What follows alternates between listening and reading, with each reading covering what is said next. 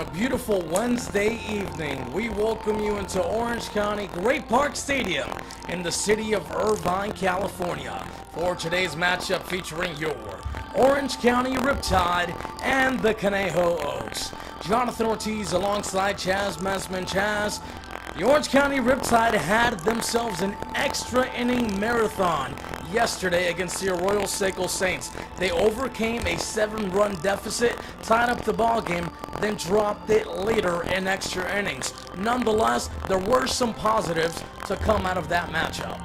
I mean, absolutely. That team showed heart. They were able to battle back multiple times in that ball game, get themselves back into the game for some extra innings. It just didn't quite fall their way. Controversial call over at first base.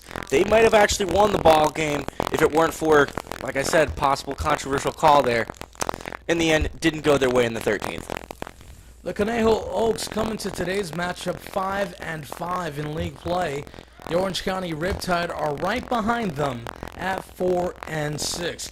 On the mound today for Orange County, Tony Roby, the right-handed pitcher out of Texas State University. He's also out of Mansfield, Texas, 6'4", 215 pounds. Roby features an electric fastball, and he's going to have to really establish that early if he's going to want to work through this lineup. Roby is making his 7th appearance of the season for the Orange County Riptide. He's been has one of a the... has a 2.84 ERA, has walked 11 hitters while striking out 22. He also does have 2 saves on the season for the Tide. The 1-1 pitch is inside for a strike, 1-2. At the plate for the Conejo Oaks, Grant Smith, righty-on-righty matchup. Grant Smith out of Albuquerque, New Mexico, as this pitch is laced out towards left field for a leadoff single. Well done from Grant Smith there, just getting ahead on that fastball, putting it right in the gap between short and third. Leadoff hit. Well done.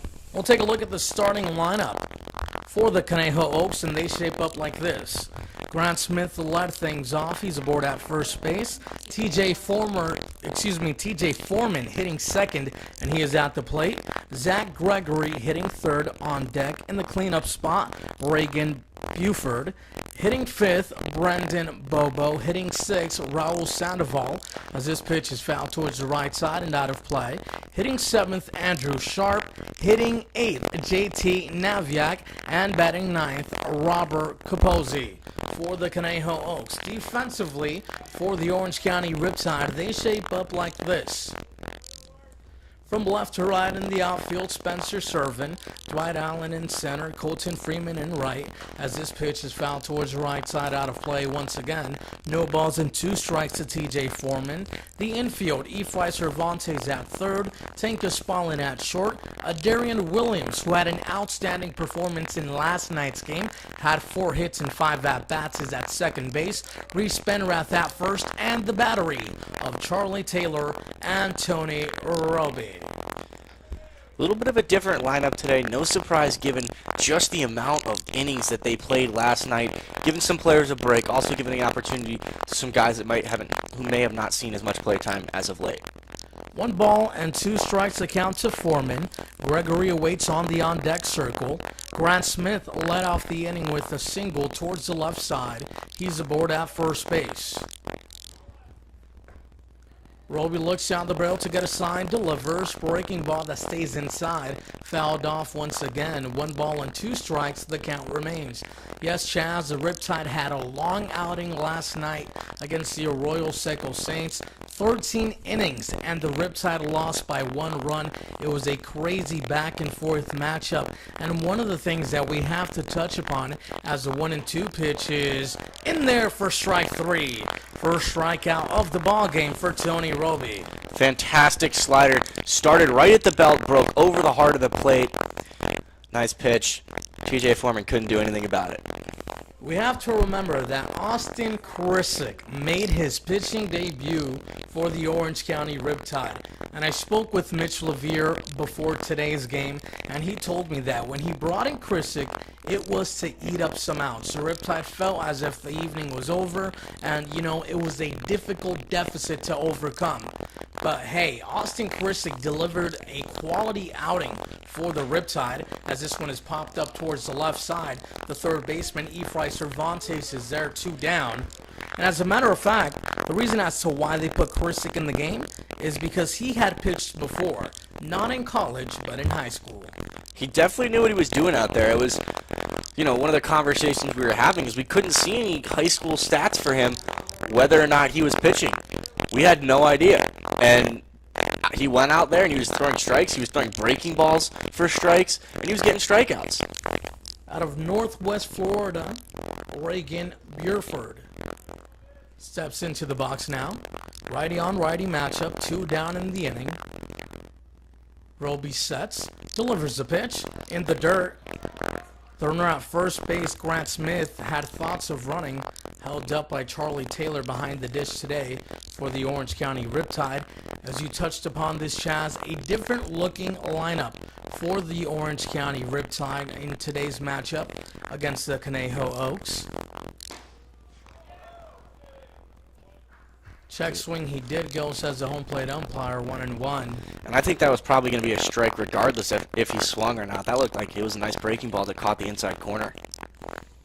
And there's a lot of reasons as to why we may see so many new names in the lineup today. Of course, a long game yesterday that took a beating on some of the players involved as that pitch is in the dirt, kept in front by Charlie Taylor. But we also have to take into consideration, Chaz, that this is summer baseball, so a lot of the players are here to get those reps and have, the opportunity to better develop their game, which is why they see playing time throughout the summer. Not to mention, this is still a must-win game. The Conejo Oaks are 5-5. The Orange County Riptide 4-6 coming into this ballgame. This Oaks team is 1 game up ahead of the Riptide. They win this game, they're tied for for 4th place. And given the slow start, every league game from here on out is a must-win for the Riptide. That's very true. Yeah, we have to remember that the playoff picture involves the top 4 teams from each division, as that pitch is swung on and missed on the inside half, and it drives the count to 3 balls and 2 strikes. One strikeout on the inning so far for Tony Roby, looking to cash in number 2. Good opportunity to throw that slider. He's been throwing that inside to right-handed hitters. See if he goes right back to it. There goes a runner, but to no avail. Strike 3 called to end the inning. We head to the bottom half of the first, no score from Orange County Great Park Stadium.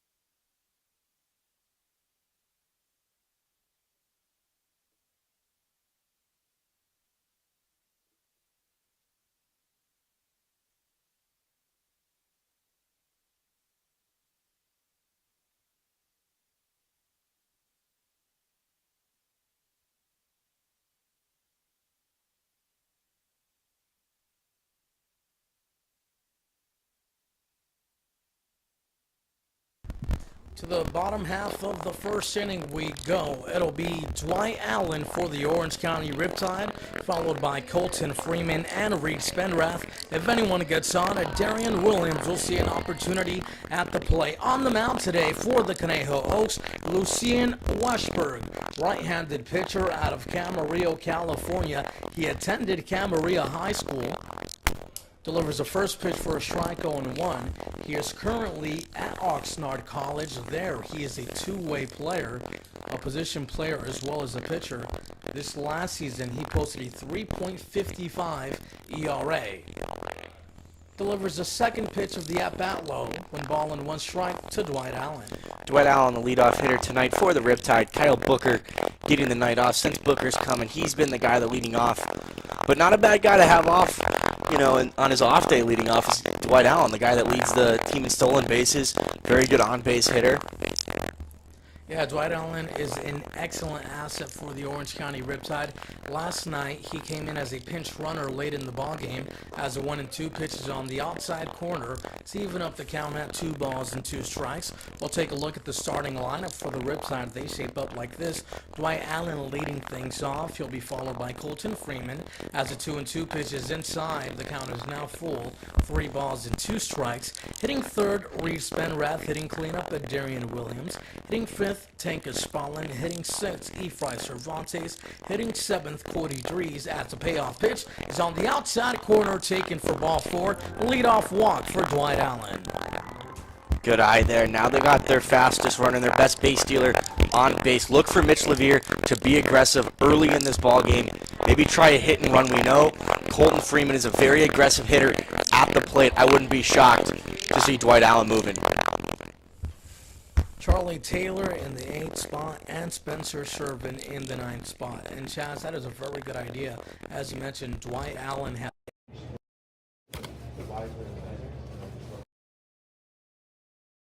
high and away to Colton Freeman. And, I spoke about this with head coach Mitch Levere, and for a lot of the players, they have the green light to go whenever they feel comfortable. And the reason as to why Mitch does that is because, hey, only the players truly know how they're feeling that specific day. If their legs feel okay and they're good to run, then they'll go ahead and make those more aggressive decisions. Dwight Allen, of course, one of those players that has the freedom to run whenever he feels like it. Freeman hitting a solid 340 on the season.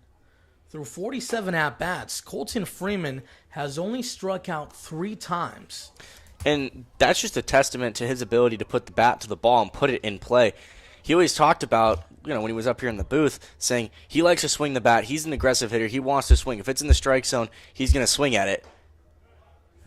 But only 3 strikeouts and 47 at-bats, that's not something you usually see from a guy that makes his approach to be aggressive and to swing the bat.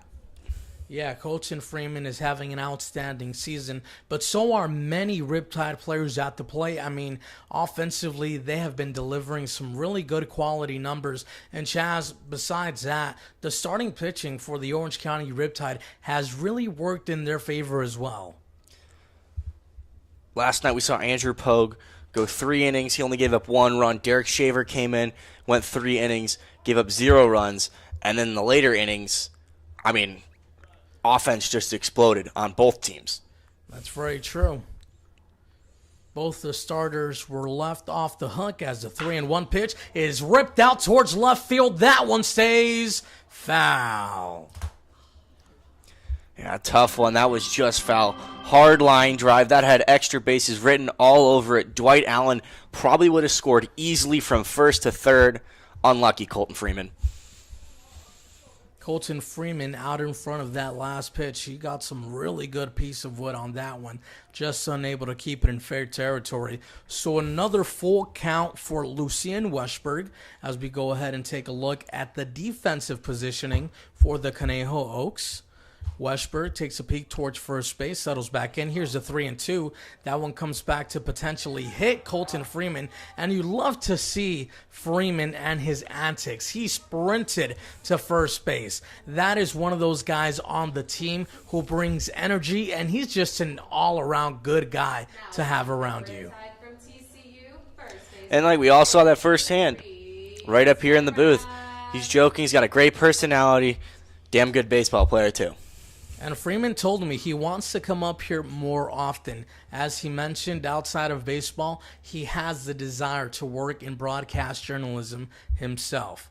As I was saying, defensively for the Conejo Oaks, they shape up like this from left to right in the outfield. In left field, Zach Gregory. In center field, Raul Sandoval. In right field, TJ Foreman. The third baseman, Robert Capozzi. The shortstop, JT Naviak. The second baseman, Grant Smith. The first baseman, Brendan Bobo. And the battery of Andrew Sharp and Lucien Westberg. Reed Spenrath steps into the box now for the Orange County Riptide. Has runners aboard at first and second base with no outs here in the bottom half of the first inning. The Orange County Riptide jumped out to a lead in last night's matchup against the Arroyo Seco Saints. That one kicks off the glove of Sharp behind the plate. Both runners advance to scoring position. And for Sharp right there, that's just not something you can let happen when you got a guy like Dwight Allen and even Colton Freeman himself who's got some wheels. They're going to take that free base all day long. And if he does that with Dwight Allen on third base, he's scoring every single time. The Orange County Riptide with a prime opportunity to draw first blood in the ballgame as the 1-0 pitch is outside for a ball 2-0. Waiting on deck, perhaps the hottest bat in the lineup for the Orange County Riptide, that is a Darian Williams. The guy at the plate right now has been swinging the bat really well. Struggled to start this season, start this summer, but as of late, Reed Spenrath has been hitting the ball a lot better. Pulled foul towards the right side. And in last night's ballgame, there were just too many players to count that strung together some quality at-bats. Chaz, it is not easy to overcome a 7-run deficit, but the Riptide managed to do that. And what did they do? Their approach was completely different to the way it had been all season. They waited for their pitch, they laid off those pitches outside of the zone, and they delivered quality performance as this is chopped towards the right side and in foul territory. Yeah, and for Reed Spenrath, the key right here is just put the ball in play. Obviously, you want to get a hit and reach safely and, keep that 0 outs on the board. But most importantly, try and score your runners in scoring position. Get ahead early. Take that pressure off Tony Roby. Get yourself an early lead in this ballgame. 2 balls and 2 strikes to the left-hander Reed Spenrath. Lefty on righty matchup for Lucien Westberg out of Camarillo, California. He delivers a high fastball off the plate. 3 balls and 2 strikes. Now the count. Westberg, not a guy that strikes out a ton of hitters. Only struck out 24 in his 38 innings of work for Oxnard College. Doesn't walk a lot of guys either, so you're able to put the ball in play against him. The 3-2 is taken for ball 4. That is the second walk of the inning for the Orange County Riptide. Dwight Allen opened up the inning with a walk. Colton Freeman then reached on a hit by a pitch. Now Reed Spenrath also took ball 4. So, Chaz, you've got to love what you're seeing now. A Darian Williams in the bottom half of the first inning with the bases loaded and no outs. Yeah, he's been the best hitter over the last couple of games for them. 4 or 5 hits. I think he had 5 hits yesterday. And they came in key situations, too. He was hitting the ball off of the fence. He was getting power behind them. With the bases loaded, this is not what the Conejo Oaks wanted to see to start this ball game from Westberg out there. And look for Williams to be very aggressive and perhaps swing at the first pitch. Inside and high for a ball, 1-0. And, you're saying Adarian, one of the more aggressive hitters in the lineup. We know he likes to swing the bat, and he's been swinging it really well. At the moment, I'd expect this Riptide lineup to be a little bit more cautious when swinging the bat because Westberg early in this ballgame has not found the strike zone very well. A swing and a miss there by Darian Williams. The ball gets away from Sharp, but not far enough for the runners to advance. Speaking with Darian prior to the game, he told me that the reason as to why he is swinging earlier on in the count is because the deeper into the count you go, the more control you give to the pitcher on the mound. Those first couple of pitches are typically in your wheelhouse, and if you can handle them, you'll have success. Inside fastball again. This time it's 2 balls and 1 strike. Dwight Allen down the line at third base. Colton Freeman at second. Reese Benrath at first. We're in the bottom half of the first inning, just getting started. No score between the Riptide and the Conejo Oaks. Here comes the 2-1. Fouled back towards the backstop. Williams down in the count. 2 balls and 2 strikes. That one looked like a changeup. Williams just a little bit out in front of it. Does a good job to foul it off, though. Count moves to 2-2. Tinka Spallin awaits in the on-deck circle for Orange County. As we mentioned, Williams went 4 for 5 in the matchup yesterday. As the 2-2 pitch is delivered and misses in the dirt outside and away. 3 balls and 2 strikes. So, Chaz, it has happened yet again. Another full count for Lucien Westberg on the mound. Yeah, it's been a full count in every at-bat here. And at Darian Williams, you get a fastball over the heart of the plate, crush it. If not, take a free base like you did there, 1-0. Outside, ball 4. Excellent at-bat there from Darian Williams as the Orange County Riptide take a 1-0 lead here in the bottom half of the first inning. And you've got to love the discipline there from Williams. I mean, he's been a hot hitter. Yesterday's game, without a doubt, boosted his confidence. And with the bases loaded and no outs, perhaps he was thinking to himself, hey, this is my time to shine. But he put the team in front of him and said, if there's not a pitch I can handle, a walk works out a run. Yeah, and I mean, he's a veteran hitter. He's played multiple years at UNLV. He's done really well there. And they all know the situation. This is a must-win game. If they're just going to hand you runs, accept them. Tinka Spallin due up now for the Orange County Riptide. Another promising bat in the lineup for the Tide. In 24 at-bats, he has 8 hits, including 1 double, 2 RBIs. Hitting .333 on the season. Has the bases loaded with no outs in the bottom half of the first inning against Lucien Westberg. No one up and moving in the bullpen yet for the Conejo Oaks. It looks like the starter in today's ballgame for the Orange County Riptide as the first pitch is taken outside and low for a ball, 1-0. Tony Robbie is getting warm in the bullpen, just trying to keep that arm moving because this looks like it will be a long inning. Here comes the 1-0 pitch. Inside in the dirt, trickles away from the catcher, but nothing more. 2 balls and no strikes to count now to Tinka Spallin. Efrain Cervantes awaits in the on-deck circle for the Orange County Riptide. 1-0 ball game. We're in the bottom half of the first inning. No outs yet. I wouldn't be shocked if we see some action in the Oaks bullpen pretty soonly because the pitcher on the mound just cannot seem to find the strike zone. The 2-0 is a kept-me-over pitch on the outside corner. Looked to be off the plate. Now it's 2 balls and 1 strike to Spallin. And if you're one of these Riptide hitters, if it's not your pitch, don't swing because chances are it's probably going to be a ball the way things are going right now. The 2-1 pitch. Chopped towards the left side, stays in fair territory. Diving stop by the third baseman, but he'll have to hold on to the baseball. Infield RBI single for Tinka Spallin puts the Riptide out in front 2-0. You know what? That's just a really tough play for Capozzi there. Tough bounce. Just really couldn't do anything with it. And if you threw that ball over to third base, or over to the first base, Reed Spenrath scores. That's pretty much all he could do there. He managed to keep it in the infield, and as you mentioned, Chaz, that prevents an additional run from scoring for the Orange County Riptide, as Efrain Cervantes will see an opportunity at the plate, again, with the bases loaded, and no outs here in the bottom half of the first inning. 2 runs, 1 hit, no error for the Riptide. No runs, 1 hit, no errors for the Oaks. The Riptide are really going to have to take advantage of this situation here in the first inning. Bases loaded once again.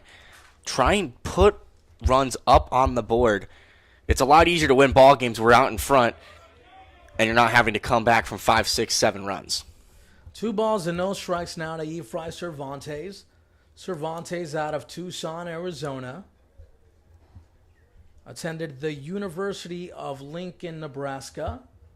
Struggling on the season so far for Orange County. Hitting .200. He's ahead in the count at 2-0. Takes below the knees for a ball. 3 balls and no strikes now the count. I wouldn't be shocked if he's taken this pitch all the way. We have not seen many good pitches from the pitcher out on the mound, Westberg, and Chaz, why not? What surprises me the most is the fact that there is still no one in the bullpen for the Oaks, as Efrain Cervantes once again walks and drives in a run for the Orange County Riptide. So that now makes it 4 walks, a hit by a pitch, which was on a 3-2 count. So even if it didn't hit him, it would have been a walk. And right now, Westberg just has nothing going for him. And yeah, if he gets a second inning of work, I would be shocked. Inside fastball taken for a ball. 1-0. Now the count to Cody Drees. It's fair to say, Chaz, that Lucien Westberg, the right-hander out of Camarillo, California, and Oxnard College, is beating himself up until this point against the Orange County Riptide. He has surrendered 3 runs this half inning, including 5 walks, or check that.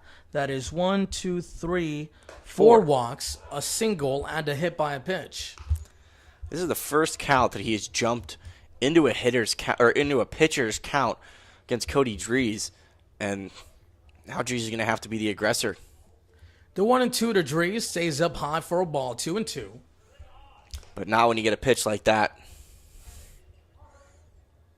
Cody Drees out of Seattle, Washington, hitting .211 on the season with 5 RBIs. Delivers a 2-2 pitch. Inside fastball taken. Yet again, another full count for Westberg. And Chaz, I am pretty sure that through all the 7 hitters that he has faced so far, he has gotten to a full count. Here's the payoff pitch. Chopped towards the left side. The shortstop flips to second for 1. On to first. 6-4-3 double play. But on the play, Williams scores. You know what? Extend their lead to 4. They got 2 outs on the play, but they still scored a run, and that's just the fact that he hasn't thrown many strikes, and there's so many base runners. But when you see for Westberg, when you throw a strike, you force the ball to be put in play, and sometimes it works out in your favor like it did there. Nonetheless, the Riptide are up 4-0 though. Charlie Taylor with an opportunity at the plate has the 5th run of the ball game standing on third, and he'll drive him in with a broken bat single towards the right side. 5-0 Orange County RBI single for Taylor. Charlie Taylor's off to a really good start this summer for the Riptide. Obviously came in a little bit later than a lot of the players. He plays for Tennessee, who went to the College Baseball World Series. And since then, that was his 9th at-bat, his 5th hit. Already in the 9-hole hitter with Spencer Servin. Good start to this ball game for the Riptide at the plate. We now see some action in the bullpen for the Conejo Oaks. It's still early in the matchup. We're only in the bottom half of the first inning, but a 5-0 lead against the Orange County Riptide seems like a very big mountain to climb, as the pitch is on the inside half for a strike 0-1, and that is because Orange County has put together some pretty strong outings offensively, and their starting pitching as well has put together some good performances. This one is popped up in the middle of the diamond. The first baseman, Brendan Bobo, shifts towards his right, makes the play, and finally puts an end to the bleeding for the Conejo Oaks. 5 runs cross the plate for Orange County as we head to the top half of the second inning. 5-0, all Riptide.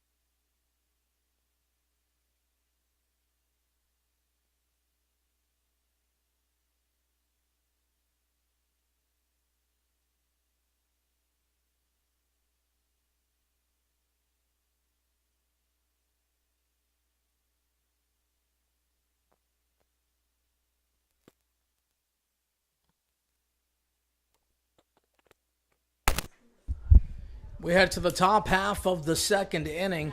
Tony Roby working on the mound with a 5-run cushion. The Orange County Riptide did an outstanding job at the plate during the bottom half of the first, worked out a ton of walks, and ultimately put a 5-run spot on the board. Now Roby's facing the danger guy in the middle of this Oaks lineup. Brendan Bobo hitting .321 on the season, has a lot of power behind that bat, leads the team with 4 home runs. Tony Roby's going to have to be a little bit careful here not to give him a fastball over the heart of the plate, leaning inside that Bobo can pull and take that thing over the fence. The 1-1 is popped foul towards the left side and out of play. Brendan Bobo, he's a big guy, as you mentioned, Chaz. 6'3", 207 pounds. He's out of Santa Cruz, California. Currently at Cal State Fullerton. Last season, in 37 games, he had .247 with 3 home runs and 15 RBIs as he takes a pitch on the inside half, swung on and missed for strike 3, throwed around the horn, Charlie Taylor. That is now the 3rd strikeout of the ballgame for Tony Roby.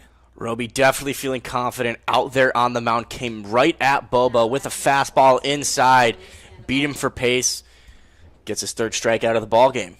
Raul Sandoval out of UC Davis sees an opportunity at the plate now. Righty on righty matchup. The right-hander delivers a pitch. Fastball on the outside corner. We get the call. No balls and 1 strike. Sandoval committed to UC Davis. Previously, he was at Oxnard College. The on one pitch is on the outside half. No balls and 2 strikes now the count. So far, 3 strikeouts in the ballgame for Roby, looking to cash in number 4 here. The right-hander sets, delivers a pitch, swung on and missed for strike 3. Throw it around the horn, Charlie Taylor. 4 Ks in the ballgame for the starting pitcher, Tony Roby. Tony Roby's fastball slider combination really working for him right here. He's got these Oaks hitters off balanced, and it's showing with his 4th strikeout and only facing 6 hitters. And I've mentioned this throughout the ballgame, Chaz. Good offense from the Orange County Riptide, but it has been surely helped by great starting pitching throughout these past few ballgames.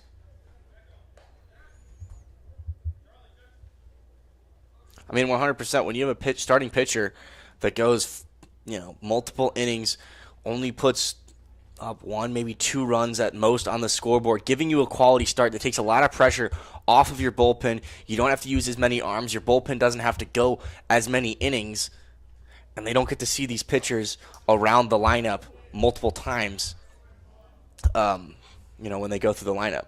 2 balls and no strikes to count here to Andrew Sharp, the man behind the dish for the Conejo Oaks.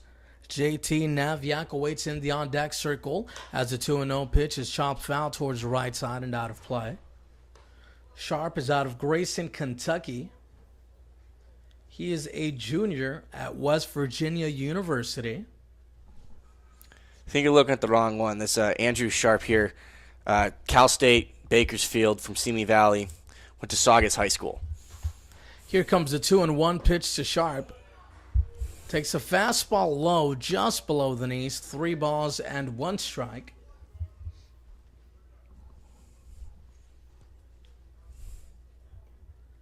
Righty on lefty matchup for Tony Roby. Gets the sign from Taylor behind the plate. Delivers a 3-1. That's on a platter for a strike. It's now 3-2. Andrew Sharp struggling with strikeouts so far this season. He struck out 11 times in his 25 at-bats for the Oaks. That fastball working really well for Robbie here. This inning, I wouldn't expect him to go right back to it. Here comes the 3-2 pitch. Breaking ball, swung on and missed for strike 3. Tony Roby strikes out the side to put an end to the top half of the second inning. We head to the bottom half of the second, 5-0, Orange County.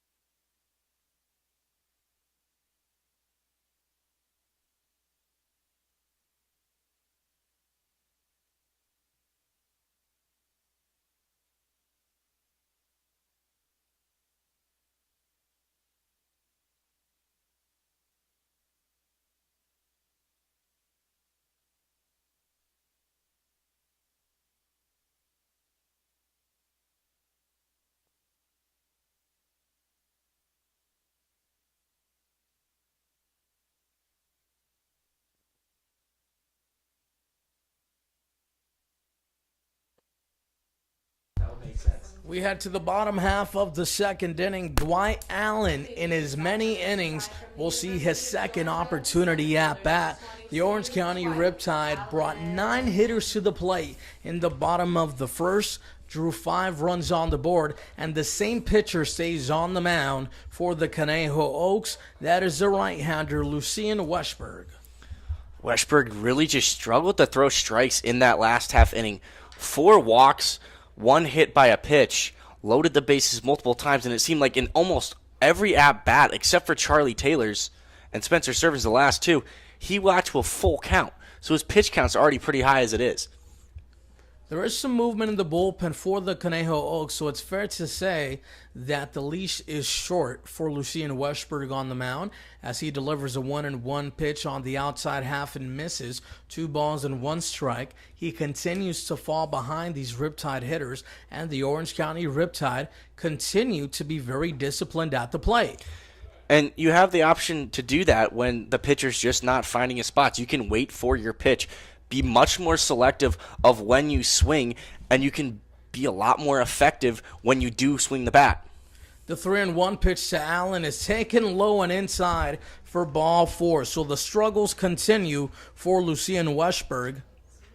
Dwight Allen works out his second walk of the afternoon. You see Andrew Sharp, the catcher for the Conejo Oaks, heading out to the mound. And I'm pretty sure, Chaz, the message was simple. Throw strikes, you're fine. Yeah, and if you're Lucien Westberg right here, I have to expect him to just try and at least establish that fastball somewhat. He was able to get a 6-4-3 double play on a fastball. Also, when he did throw, he got Spencer Servant a fly out on a breaking ball. But other than that, there's just been nothing working for him. A tough outing for the young kid for sure. He'll face Colton Freeman for the second time today. Colton Freeman was hit by the pitch on a 3-2 count. Westberg getting ahead in the count at no balls and 1 strike. Has Dwight Allen aboard at first base. He is always a threat to steal. There he goes. Throw down towards second base is not in time. Dwight Allen got a really nice jump there. The catcher, Sharp, had no chance of getting Allen. I wouldn't be shocked if he goes here again. We've seen Dwight Allen steal bases back-to-back numerous times so far this summer. Dwight Allen now in double digits. 10 stolen bases on the season for the center fielder. Righty on righty matchup. Here's a 1-1 inside and in the dirt. 2 balls and 1 strike to Colton Freeman. As you mentioned, Chaz, Dwight Allen is still a threat to run even at second base. Reed Spanrath awaits in the on-deck circle for the Orange County Riptide. Westberg takes a peek towards second, settles back in, delivers what looked to be a slider on the outside corner, swung on and missed to even up the count at 2 balls and 2 strikes. We see Colton Freeman choking up here, trying to shorten up that swing, put the ball in play, try and advance the runner, Dwight Allen, maybe even score him here from second to home. We know he can do that on even a base hit. No strikeouts in the ball game yet for Westberg, as this one is grounded towards the left side and out of play.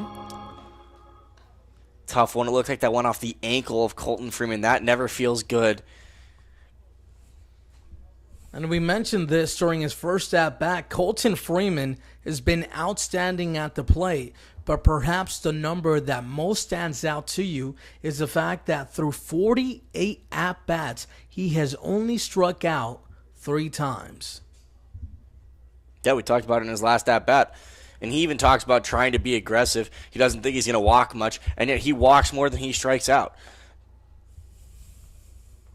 Here comes a 2-2 pitch. Instead, Westberg steps off the rubber, looks Dwight Allen back to the bag. Dwight Allen looking to play some mind games with the struggling right-handed pitcher as the 2-2 runs too far inside, kicks off the glove of Andrew Sharp, so Dwight Allen gets a free base instead of trying to earn it. And, you know, something that we haven't maybe considered yet this season, you got to think about the catcher's mindset behind the plate when you have a guy like Dwight Allen on the base path who's so aggressive and so fast, and you know the slightest mistake, he'll make you pay for it, and you might miss something because you're focusing more on him than the pitch at hand. 3 balls and 2 strikes. Here's the pitch. Chopper towards the left side. Backhander stop by JT Navyuk.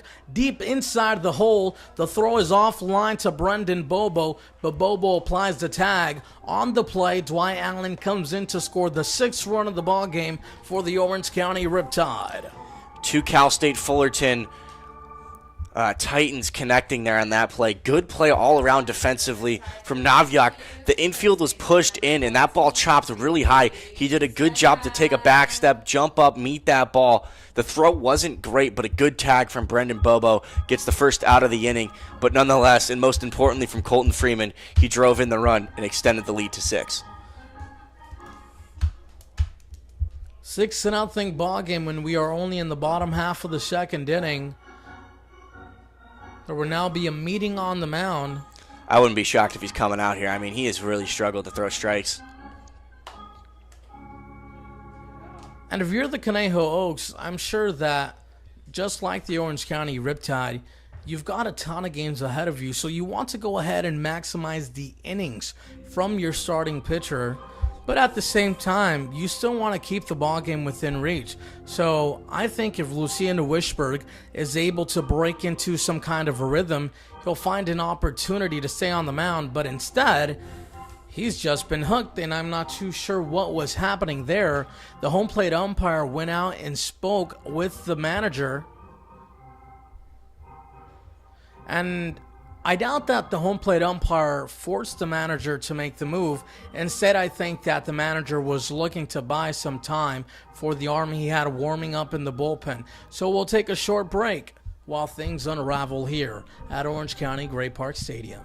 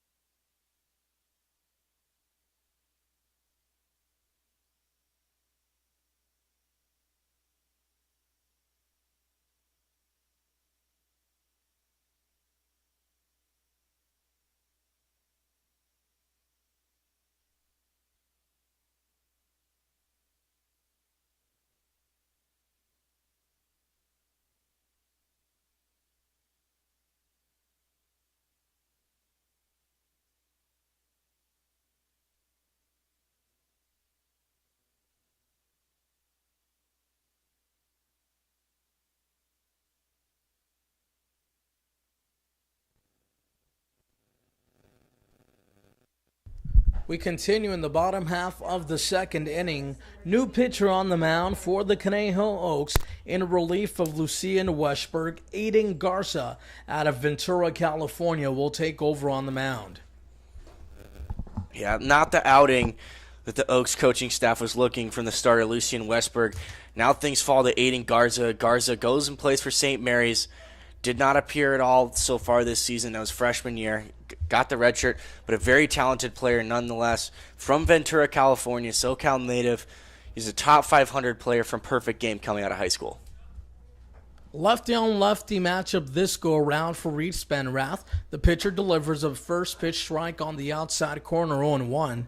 And that is just the start that the Conejo Oaks were looking for. As you mentioned, the starting pitcher had tremendous trouble locating his pitches, walked a ton of Riptide hitters. To be exact, he walked a total of 6. And you know, when your starting pitcher really struggles that much and you have to relieve him early in the 2nd inning, it just completely screws up your entire plan for your bullpen going forward, and you have to completely readjust the way you want to play. Spenrath down on the count at no balls and 2 strikes. One away. We're in the bottom half of the 2nd inning, 6-0 in favor of the Orange County Riptide. Garza delivers the pitch outside and in the dirt. 2 balls and 2 strikes now the count. Darian Williams awaits in the on-deck circle for Orange County. Tanka Spallin in the hole. Dwight Allen opened up the inning with a based on balls. He then stole second base and advanced to third on a wild pitch, as this one's on the outside corner and the home plate umpire pulls the trigger for strike three. Reed Spenrath not happy at all by that call. He stood around home plate for quite a while looking back at the home plate umpire. That was just a good pitch from Garza. It looked like a two-seam fastball that just caught the outside corner. That's a spot that Reed Spenrath doesn't really like those pitches. Can't really do much as a left-handed hitter with a fastball down and away. Good pitch from Garza. And the hot hands of Darian Williams will step up for his second at-bat of the evening. Takes the first pitch on the outside corner for a strike, 0-1. Darian Williams came to the plate with the bases loaded and no outs in the bottom half of the first inning and worked out a walk. The 0-1 pitch is too far inside. 1 ball and 1 strike now the count. And you know what? This is a matchup I think Darian Williams is going to like. We've seen him kill left-handed pitching this summer for the Riptide.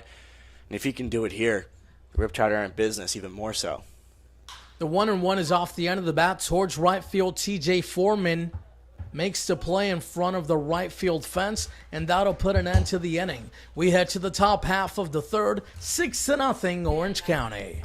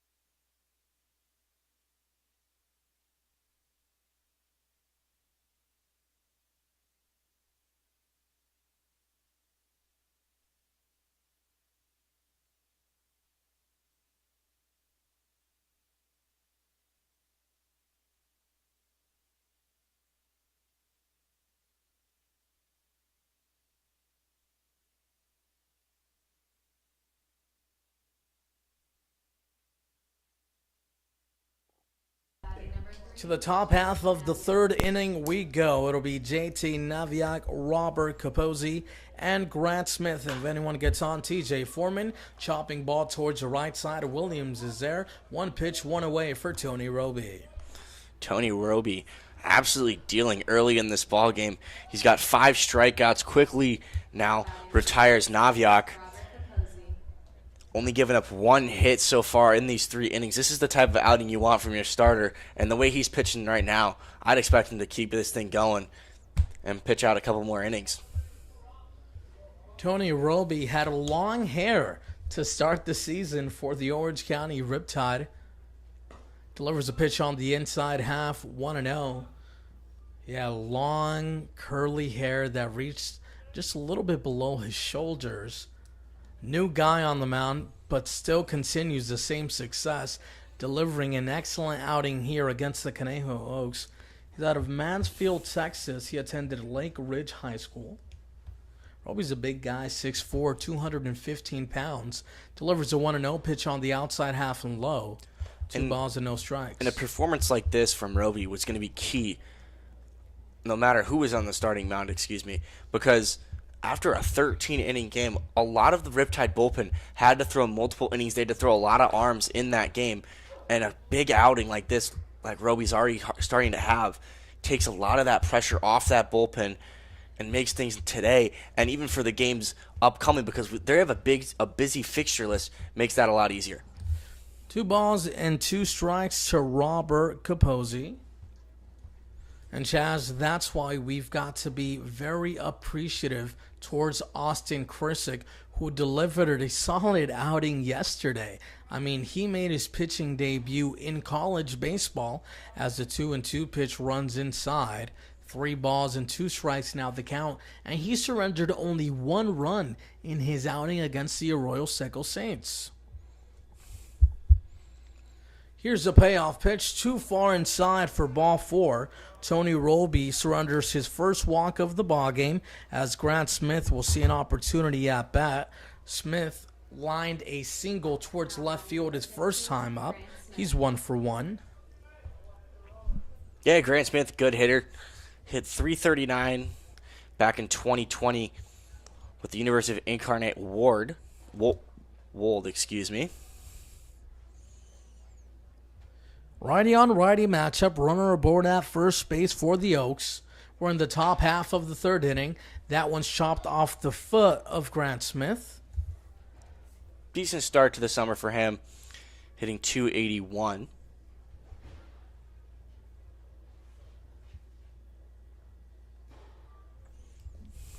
Anthony Roby on the season has done outstanding for the Orange County Riptide. As we mentioned at the top of the broadcast, came into the ballgame with a 2.84 ERA. Perhaps his best start was against the SoCal Shepherds on June 17th, as this pitch stays up high for a ball 1-1. Through 4 complete innings pitched, Roby struck out a total of 8 hitters. Roby looks down the barrel to get a sign, delivers a pitch, flied out towards the left side. On the outskirts of the grass, Tanka Spallin will make the play. 2 men down. Well done there from Tank, calling out that ball, getting to it. That was in that little tough pocket that we've seen so many, not necessarily errors, but little mishaps out on the diamond. So many lost baseballs in the sky. Exactly. Right now, since it's not in that time of the day, we usually see that about the 6th, 7th, 8th inning when it's not sundown, not quite the sun out either, and you just lose vision there, and the ball seems to just drop. Yeah, we spoke about that yesterday. It seems to be the time of day where it's just before it's pitch black. So the sky is somewhat, of a gray color. And the left fielder yesterday, Cal Booker, lost the ball in the lights. But then once it becomes pitch black and the lights do their job, as this is a ground ball towards the right side, backhanded stop by Reed Spenrath, and he'll step on the bag to record the third and final out of the top of the third inning. We head to the bottom half of the third, 6-0. The score remains in favor of the Orange County Riptide.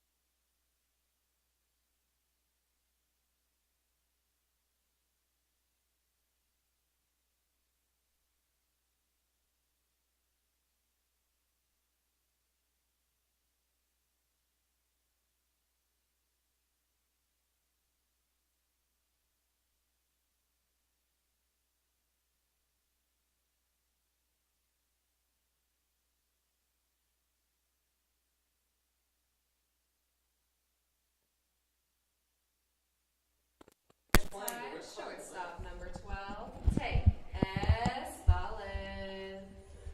We head to the bottom half of the third inning. The score remains 6-0 in favor of the Orange County Riptide as Tink Espalin steps in to face the left-handed pitcher Aiden Garza for his second inning of work. It'll be Espalin, Efrain Cervantes, and Cody Dries this half inning. If anyone gets on, Charlie Taylor will see an opportunity at the plate.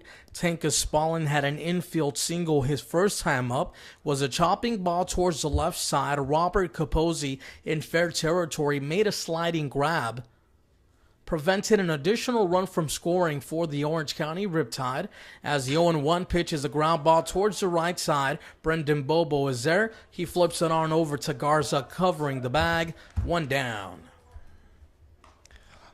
Since Aiden Garza has come into this game, the Riptide hitters have a much more difficult problem.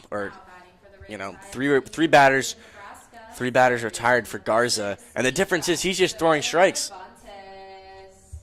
Lucian just could not find the strike zone. We saw him walk 5 batters, hit a player, put up 6 runs on only 2 hits. He just beat himself.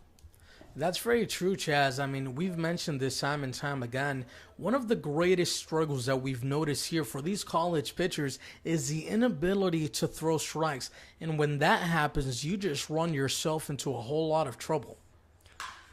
Here's a slicing ball towards the right center field gap. On his way towards second base, Efrain Cervantes. He'll get there with a head-first dive in time to get him. See, that was a good piece of hitting there. It seemed like he hesitated a little bit when rounding first base, and that allowed the good throw from the outfielder to get him. Looked like he may have done it well enough just to avoid the tag, but a good tag from the second baseman got him. State University, designated hitter number 23, Cody Dries. Cody Dries with an opportunity with no men on and 2 men down in the bottom half of the third inning. The left-hander delivers a pitch that has the bottom fall out of it. No balls and 1 strike. Charlie Taylor waits in the on-deck circle. And I can see that, Chaz. Efrain Cervantes did seem to have somewhat of a hesitation when running towards second base. The throw was well before him as this breaking ball is swung on and missed 0-2. And then the shortstop, JT Naviak, just applied the tag on the chest in time to record the second out of the half inning. No balls and 2 strikes. Garza gets the sign. And I just think that was a poor decision. You're up 6-0 in the ball game. No need to push it. Try and extend your lead. Swung on and missed for strike 3, and that'll be that. We head to the top half of the fourth inning. 6-0, Orange County.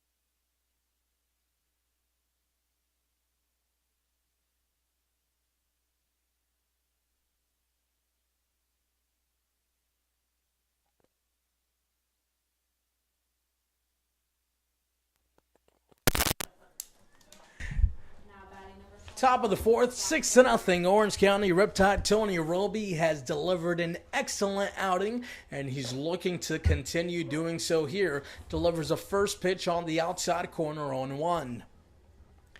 Tony Roby's been absolutely dominant out there on the mound through 3 innings. He's got 4 strikeouts, or 5 strikeouts actually, only giving up 1 hit.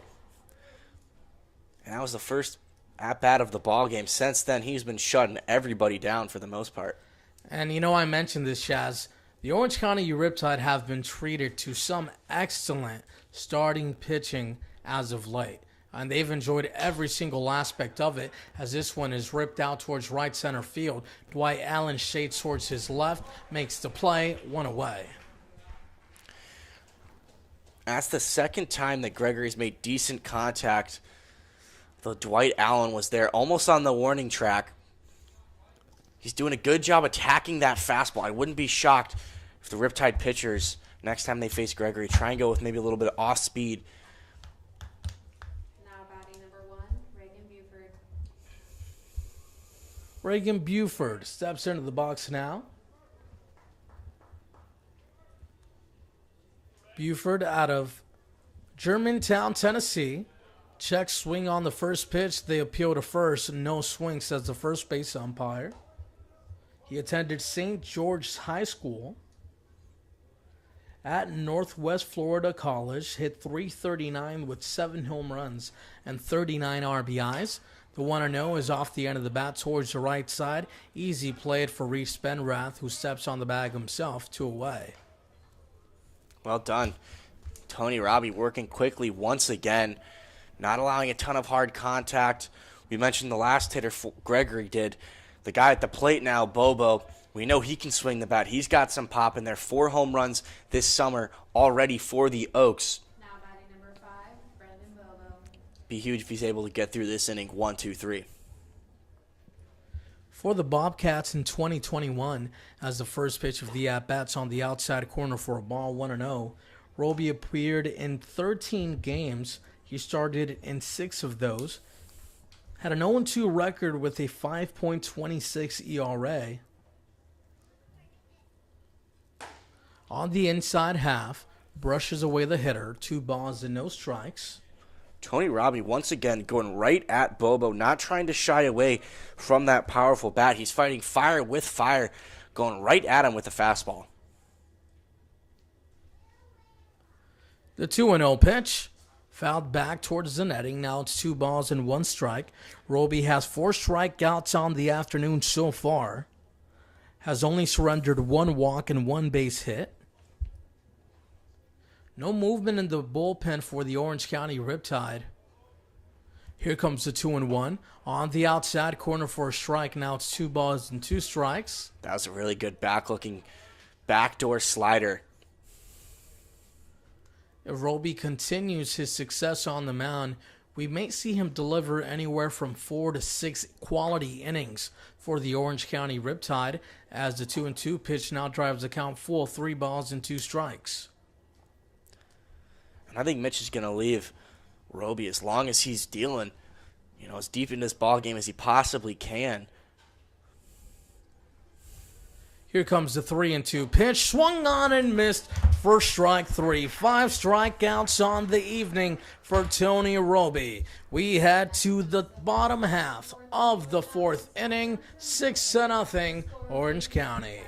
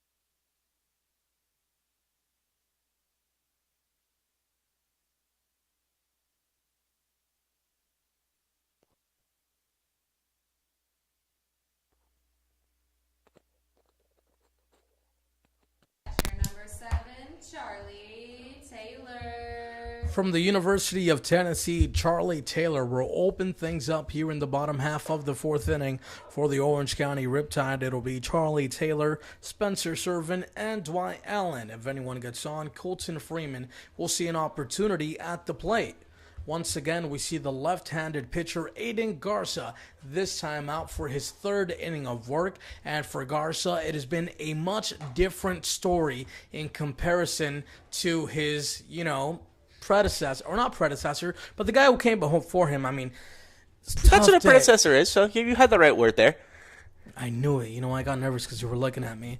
But nonetheless, I'm telling you this. I mean, a rough outing for their starting pitcher as this one is swung on and missed 1 ball and 2 strikes. Since coming in, Garza's retired every hitter that he's faced.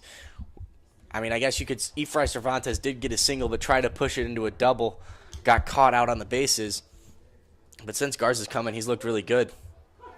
And right there goes right to the backdoor breaking ball to get Taylor. Back-to-back strikeouts for Aiden Garza on the mound. Now batting for the Riptide from Texas Rio Grande Valley, left fielder number 47, Spencer Servin. Spencer Servin steps up to the plate now. Towards the right side and out of play. Spencer Servin popped up his first time up.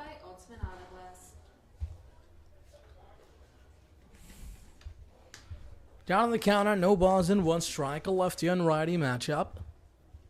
Here comes the 0-1 on the inside half, taken for a ball, 1-1. Spencer Servin, pretty much every time I feel like he comes up, we say he's the absolute double machine. 5 of his 8 hits this summer have been doubles, hitting .286. Off the end of the bat towards the right side and out of play. Yeah, it's rare that you see a guy that not only hits more extra bases than singles, but specifically doubles. 2 strikeouts in the row so far for Garza. He was looking for number 3 there. Nice job by Spencer Servin to lay off of that pitch in the dirt. 2 balls and 2 strikes now the count.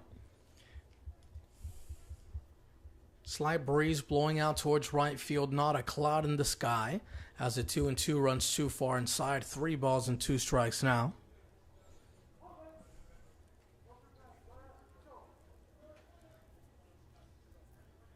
And much different from Lucien Westberg, Aiden Garza has not surrendered a walk yet against the Orange County Riptide, as the 3-2 is swung on and missed for his 3rd strikeout in a row.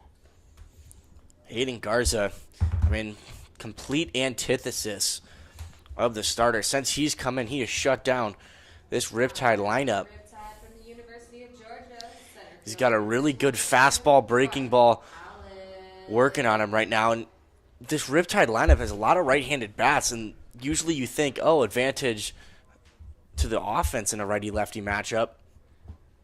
It hasn't been the case. Yeah, the Orange County Riptide have struggled to string together some base hits off of Aiden Garza, but they do have a 6-run lead so far, so they are in a good position to ultimately win the ball game as Dwight Allen takes a pitch on the outside corner for a strike 0-1. Dwight Allen has yet to record an official at-bat. He has 2 walks with a stolen base. He has also come around to score once. Colton Freeman awaits in the on-deck circle for Orange County.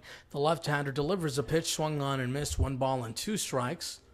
Another 2-strike count for Dwight Allen. He has seen many of those already this season. Yeah, the one issue for Dwight Allen, or struggle this season for him, has been strikeouts. The 1-2 swung on and missed for strike 3. That is strikeout number 20 on the season for Dwight Allen. We head to the bottom half, or check that, the top half of the 5th, 6-0 Orange County.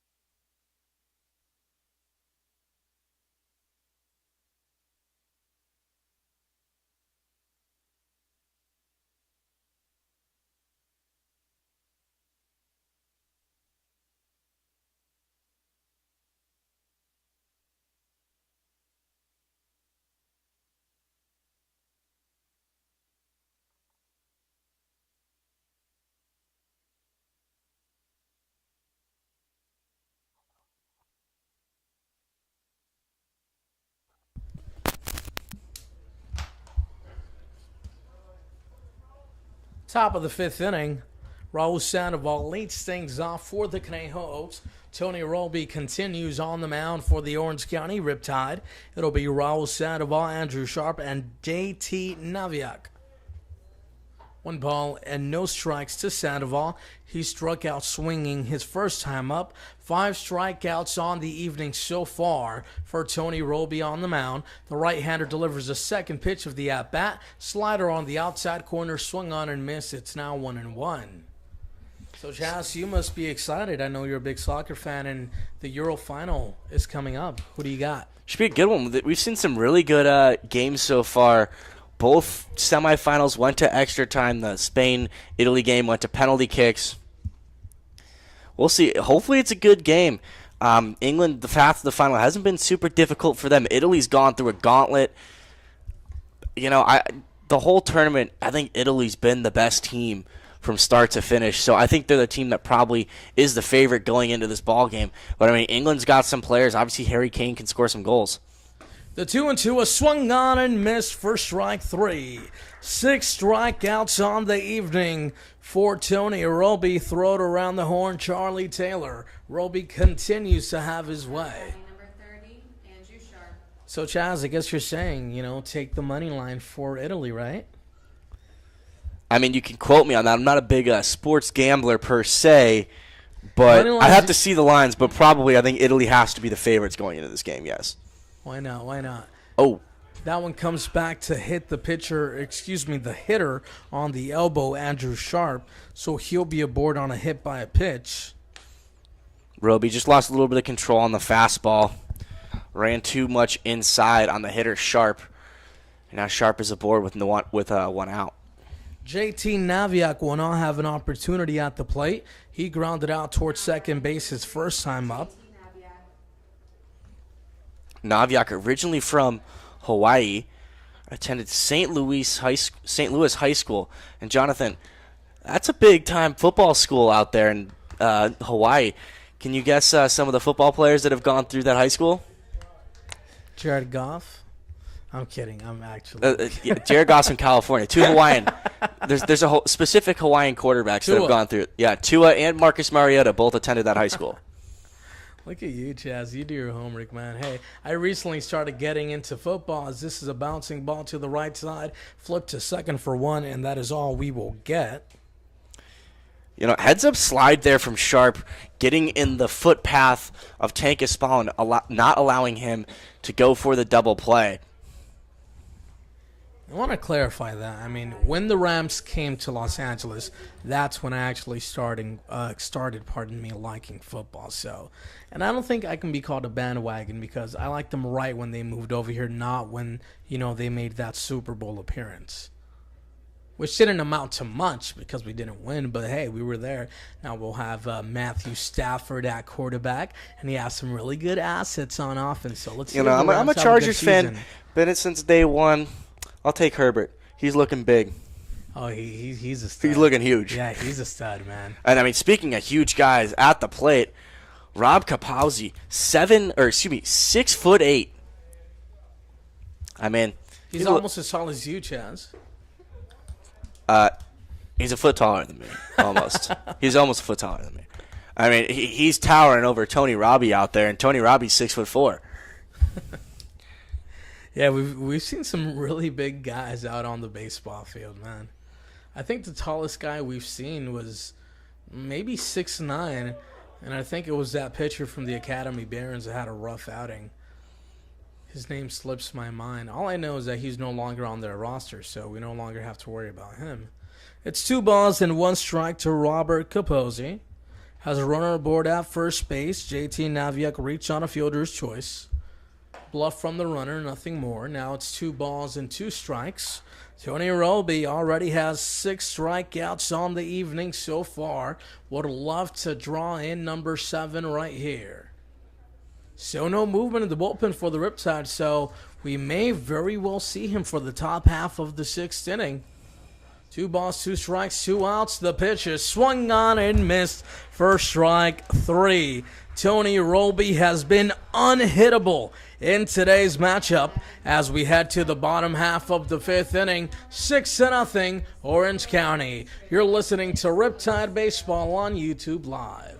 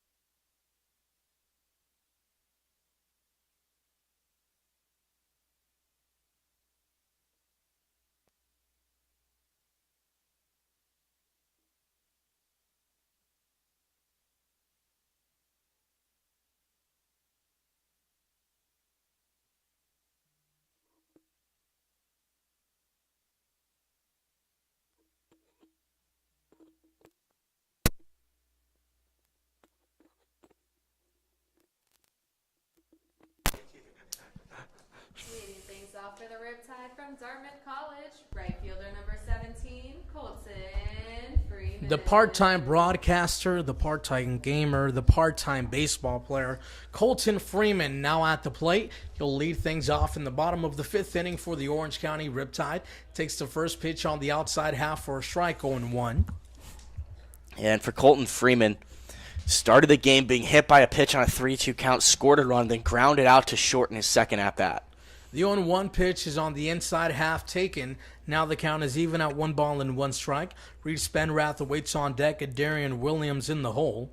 If anyone gets on, Tinka Spallin will see an opportunity at bat. Here comes the 1-1 pitch. On the outside half, stays high. 2-1 strike. Well done there from Colton Freeman to lay off that high fastball at times. That is a hard pitch to lay off of. Here comes the 2-1. Inside, 3-1 strike. And you know, one of the best features of Colton Freeman's game is how fun he delivers the game of baseball, especially for the fans and the kind of presence that he has inside of the dugout. So many guys will tell you Colton Freeman is such a character. You'll see him chatting it up with the home plate umpire, and I'm pretty sure it's not really much of a serious issue, maybe just saying hello. That just speaks to the friendly nature of this guy at the plate. And, you know, he's just a guy that loves playing baseball, and it shows out there in his play. The 3-1 is taken for ball 4, and he continues to have fun. He sprints to first base on a walk. He kind of reminds me of Hunter Pence to a certain extent. Now batting for the Riptide. Why, I'm not too sure, but Hunter Pence had those weird little mechanics and that quirkiness to him. Reed Spenrath now sees an Also no opportunity batting at the gloves, plate. too. That it extends to there. Yeah, who were we talking to about that? I was talking with someone on the roster, and they agreed with me. They've never seen such a large number of players in a lineup that do not wear batting gloves. I mean, it's actually quite impressive. Batting gloves seem to be quite in, especially in today's game of baseball. But hey, they do it the old-fashioned way. They grab some dirt, rub it in their hands, and just call it a day. No balls and 1 strike to Reed Spenrath. Lefty on lefty matchup. Takes an outside fastball called a strike. He's down in the hole at 0-2. Reed Spenrath has 1 strikeout on the evening so far. For Aiden Gotts on the mound, he has 3 strikeouts in the ball game right now.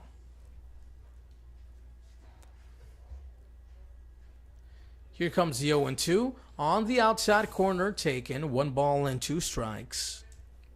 And right there, that's the pitch that Spenrath has really struggled with this summer. Outside heater, down and away. He struck out looking on that pitch back in the second inning. I wouldn't be shocked if Garza goes right back to it. Freeman leads off of first. Not much of a threat to run, but he does have some speed. Here's the ground ball towards the right side and out of play. The count remains 1 ball and 2 strikes.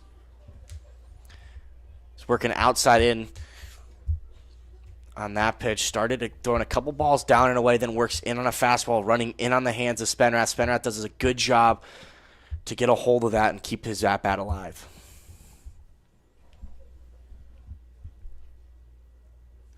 Lefty on lefty matchup. Garza gets the sign, delivers the pitch. That one's in the dirt. Skips by Andrew Sharp on his way towards second, and he'll reach there standing Colton Freeman. Reed Spenrath at the plate saw 6 at-bats in last night's matchup against the Arroyo Seco Saints. 12-13 was the final score in favor of Arroyo Seco. In those 6 at-bats, he walked twice, struck out 1 time. He also had a base hit. He came around to score twice for the Orange County Riptide last night, so he had a busy day at the plate. 2 balls, 2 strikes. The left-hander delivers off the end of the bat towards the left side. Zach Gregory fell momentarily, not completely, just came to his knees, then recovered his balance. Managed to make the play. Luckily for Gregory, good recovery. He was at the exact location at where the baseball was going to land. Now batting for the Riptide from And that brings up a Darian Williams. And as we mentioned earlier in this broadcast, great ball game last night. In his last at-bat, hit a really hard line drive towards right center. Good catch from the right fielder to stop him. But this is a matchup I think Darian's going to favor himself in. Lefty on righty for Darian Williams. He told me before the game he loves to see left-handed pitching. He's had tremendous success against them. And I also discussed with him, hey, why was UNLV so successful at the plate last season? And he told me it was simply this: guys willing to put in the work. The 1-1 is inside and in the dirt. Check that. It was 1-0. Now it's going to be 2 balls and no strikes.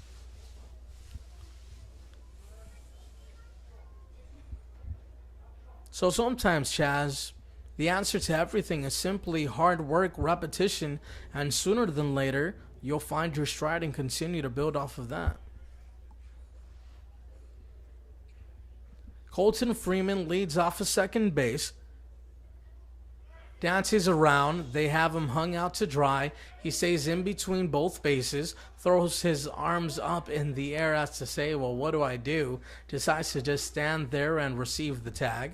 That is the second out of the half inning for Orange County. You know, he just got caught there. Garza did a good job to little fake him out just a bit, and just like that, Colton Freeman no longer in scoring position, 2 outs on the board, making the job of Garza a lot easier on the mound because he doesn't have to worry about him, and all he can focus on is the hot hand at the plate. Well, on the bright side, Orange County's up 6-0. And Chaz is a Cubs fan, and he's excited because the Cubs are up 8-3. But it's been a tough, not season, tough last couple of weeks. I mean, 11 losses in a row is not fun. Yeah, you may as well just have them lose 12 and keep my parlay alive, as the 3-0 pitch to a Darian Williams is taken for ball 4. That is now his second walk of the evening. Tank Espalin steps up to the plate now. Had an infield single his first time. His last at-bat, he hit a comebacker to the mound. There is a right-hander getting loose and warm in the bullpen for the Arroyo Seco Saints. Looks like Tony Roby is stretching out his arm in the bullpen for the Orange County Riptide, so you can expect to see him during the top half of the 6th inning. And Chaz, I want to say that if Roby comes out for the 6th, he will now be the longest starter of any game throughout this season for the Riptide. I think you might be right. Maybe Noah Owen worked into the sixth inning at one point, but I'm not sure. And that's making the job of the bullpen a lot easier. And I wouldn't be shocked. I would send him back out there if I was Mitch Levere. I mean, the dude's throwing heat. He's striking batters out. He's only given up one hit. Yeah, and more than anything, of course, his success is one of the factors, but we also have to consider that the Orange County Riptide played a ton of baseball in last night's ball game as that one hits off the glove of the first baseman Brendan Bobo and drifts into foul territory. Darian Williams will hold up at third base. Tanka Spallin aboard at second base. They should score that one as an error, E3 to be exact. But either way you put it, the Orange County Riptide will take it. They have runners in scoring position with only one out, as Efrain Cervantes will see an opportunity at the plate. And it looks like they've actually made a little bit of a change out there. That's Kapazi, the 6'8" player that started at third base, is now over at first. Looks like new player at third base is actually going to be Caden Tsuji.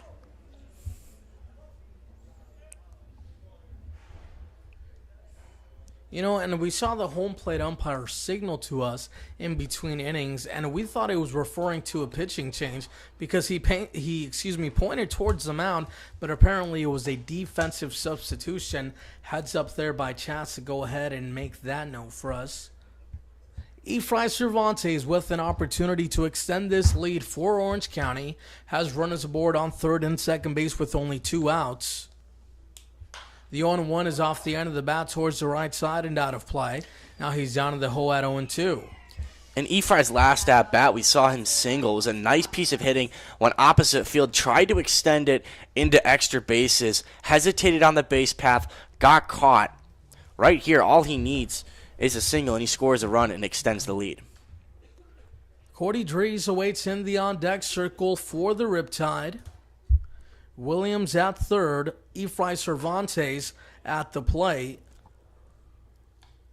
Tanka Spallin leads off of second base for Orange County. The count remains no balls and two strikes to Cervantes, who had an RBI on a walk his first time up. After that, he singled. He is a perfect 1-for-1 in tonight's matchup so far.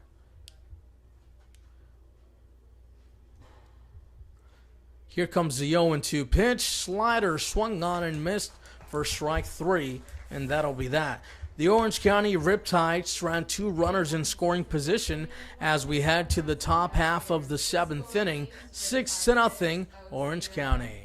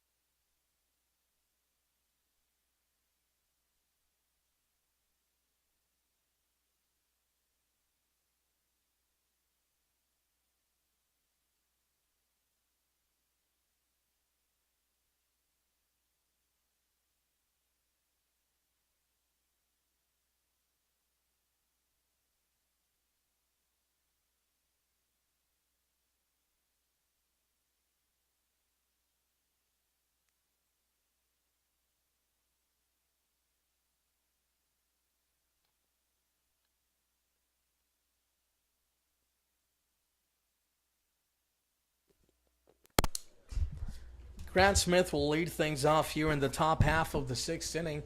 Tony Roby continues out for his sixth inning of work.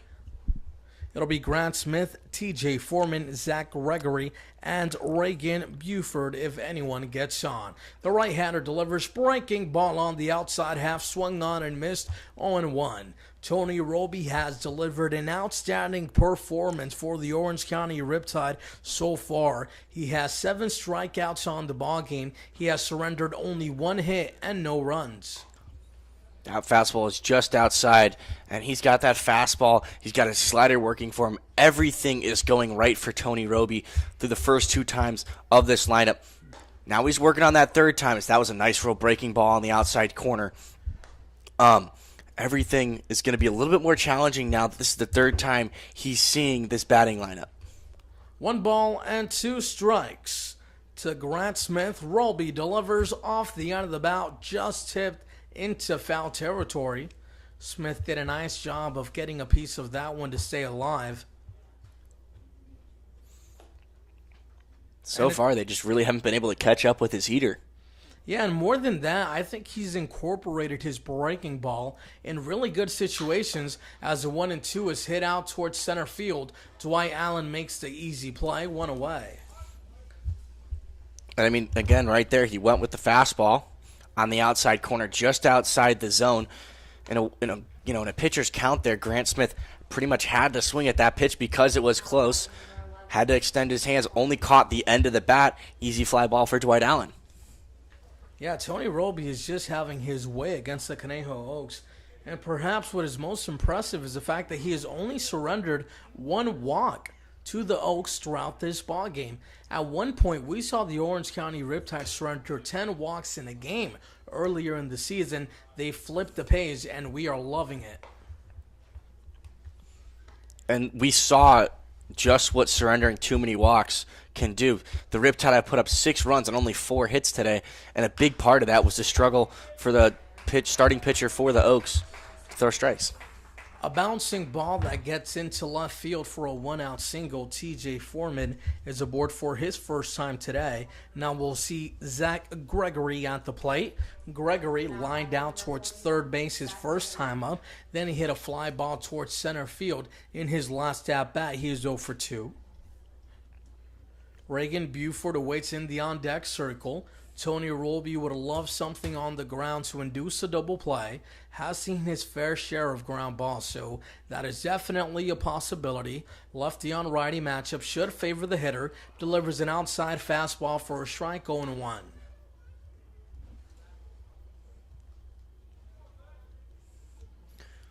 Gregory saw that fastball pretty well in his last at-bat.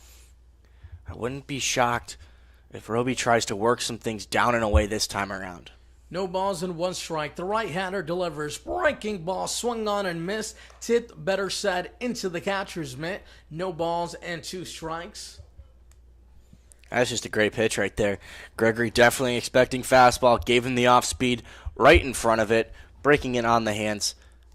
Great pitch. Zach Gregory at the plate out of Keller, Texas, and Timber Creek High School. Currently at the University of Arkansas. Plays for the Razorbacks. He redshirted this previous season. Yeah, in 2021, hit .245. Not quite the season he was looking for, but he was a redshirt freshman. The 0-2 runs inside for a ball. Now it's 1 ball and 2 strikes. Teammates with Matthew Magre, pitcher for the Orange County Riptide. We do see a right-hander getting loose and warm in the bullpen for the Conejo Oaks. So that may go ahead and wrap up the outing for Aiden Gatsa on the mound. The 1-2 pitch runs inside in the dirt. Good take there by Zach Gregory at the plate. The count is now 2 balls and 2 strikes. And those last 2 pitches have been quality pitches from Tony Roby. Pitches that are supposed to entice the hitter at the plate. And sure enough, they do, but apparently not to Gregory. Gregory's a guy that struggled to strike out, doing well at this at-bat to fight some pitches off, not swinging pitches that are out of the zone. Another slider that runs inside, that's foul towards the right side. 2 balls and 2 strikes, the count remains. Gregory hitting about 200 this season. TJ Foreman leads off of first base for the Conejo Oaks. He reached on a single. Here's the 2-2. There goes a runner. Fouled away. Everyone back to their original position. The Oaks going with the hit and run with 2 strikes there, trying to get Foreman moving out on the base paths. And Chaz, I was going to say that the Conejo Oaks have been awfully quiet on the base paths, but frankly, they just haven't had too many base runners on in general, so not much room for them to do anything. And the guy they have out there is a pretty fast and capable base stealer. He had 11 stolen bases this past season for his college team, Austin Peay. Although the guy behind the plate, we've seen him throw out runners in the past. In his first start, we saw Charlie Taylor throw out a runner over at second base. So he's a very capable man behind the dish. And you saw Tony Roby there. That last pitch he thought was in the zone. Very disappointed with the call. Walked out towards center field. Let out a sigh of relief. Delivers a 3-2. Fouled off the foot of Gregory. So we'll have to reset yet again. On the play, TJ Foreman was on his way towards second base. Yeah, good for him. He's got the shin guard on. Probably didn't hurt too bad. But anytime you hit it right off that ankle, that's a little bruise that's not going to feel too good tomorrow morning. The count remains 3 balls and 2 strikes. We're in the top half of the 6th inning. 6-0 ball game in favor of the Orange County Riptide. 2 hits in the column so far for the Conejo Oaks. Foreman has taken off the previous 2 pitches, decides to do so again. That one, again, is fouled off the foot of Zach Gregory. The shin guard putting in a lot of work.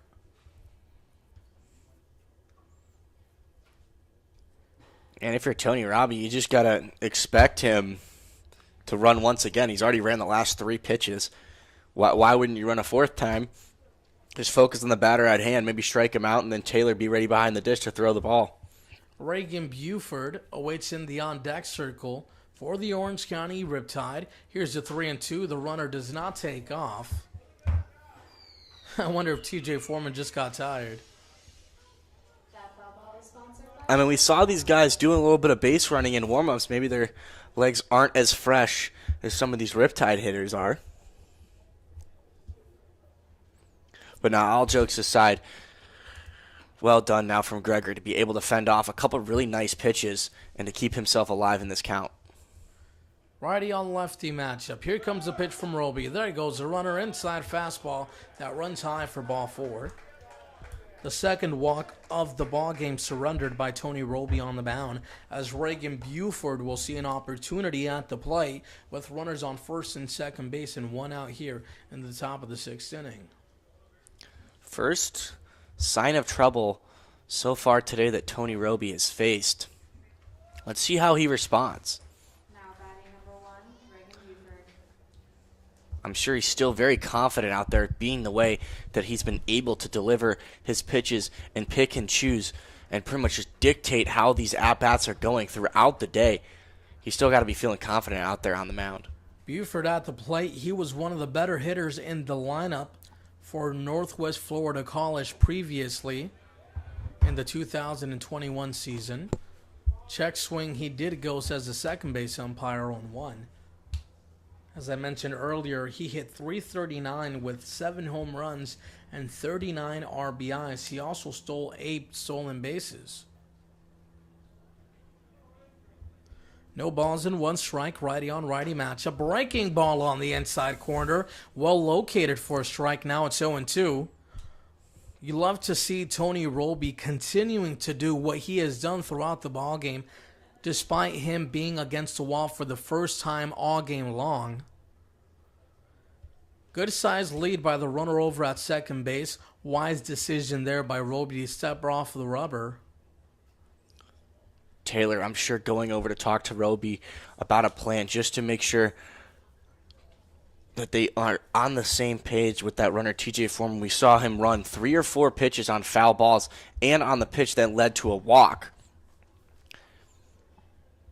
Want to be very wary Also, Efrain Cervantes over at third base has to have his head in the swivel so he's able to get over to third base if he takes off. Roby has 7 strikeouts on the ball game so far. Looking for number 8. Inside fastball taken. 1 ball and 2 strikes.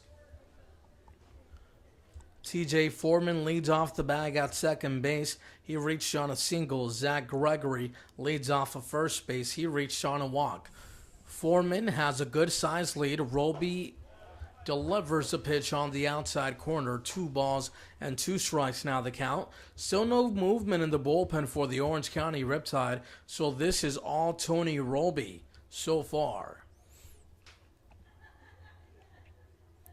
And right now, there's still no need to make a change on the mound. Tony Roby is still dictating everything out there.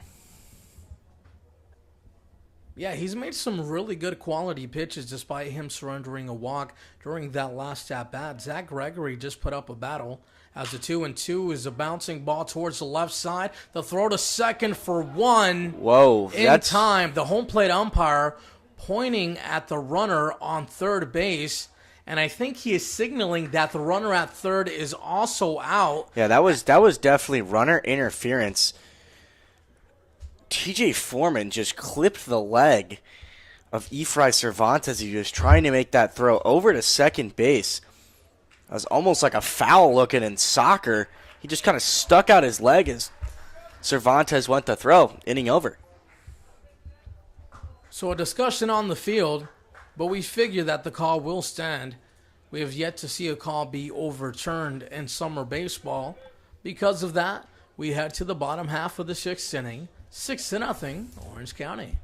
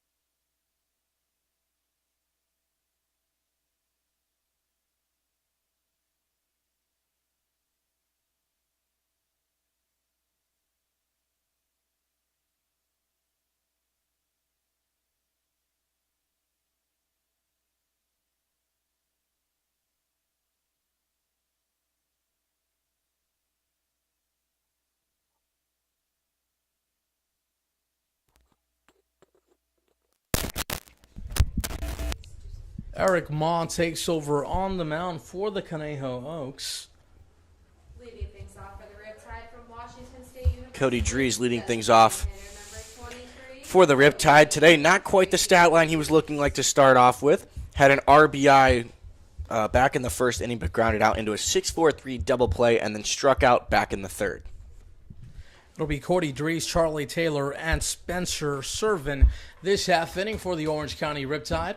We're in the bottom of the sixth, 6-0 in favor of the Tide. They scored 5 runs in the bottom of the first, 1 additional run in the bottom of the second inning. Breaking ball towards the inside half for a ball, 1 ball, and no strikes. This is the second appearance in the CCL for Eric Ma. Back in the first one, went 2.1 innings, gave up 6 runs. Inside fastball taken, also outside of the zone. And Aiden Garza put in an outstanding performance for the Conejo Oaks. Picked up the ball game in the bottom half of the third inning, delivered 2 quality innings, and hey, now it's time for Ma to hopefully, if you're a Conejo Oak fan, preserve this deficit and give your team an opportunity to get back in the ball game. Yeah, Garza almost pretty much shut down that Riptide lineup for the time he was in. That's a tough strikeout there. That's a tough strikeout for Cody Drees. Eric Ma only appeared in 2 games for Northern Colorado last season, and let's just say they probably were not good games. His ERA is 94.50. Yeah, All right. Yeah, we were talking about that during the break. That's a little tough. He's uncommitted at the moment right now, so we'll have to see where he ends up. But the last time he played for Northern Colorado, not quite the outings he was looking for. No balls and 1 strike to Charlie Taylor. Charlie Taylor singled his first time up, drove in a run during that moment. He also struck out his last at-bat as the 0-1 pitch is on the outside half. Andrew Sharp behind the plate tried to frame it for a strike to no avail. It's 1-1 the count. We've seen a good pieces of hitting from Charlie Taylor since he's come out this summer. 5 hits in his 10 at-bats, has hits to all areas of the field. He's a good young player back there. There's only 2 catchers remaining on the roster now for the Orange County Riptide, so you'll be seeing a ton of Eric Bajani and Charlie Taylor behind the plate. Yeah, and catcher's a position you can't really play every single day, so both these guys are going to get their fair share of games. And that's exactly what Charlie Taylor wants. He was redshirted this past year at Tennessee. He just really, when I was talking to him, just really wants to get experience and reps behind the dish and at the plate this summer so he can improve and tries to earn his spot as the #1 catcher for the Volunteers. 2 balls and 2 strikes, 1 away. 1 strikeout on the afternoon so far for Eric Ma on the mound.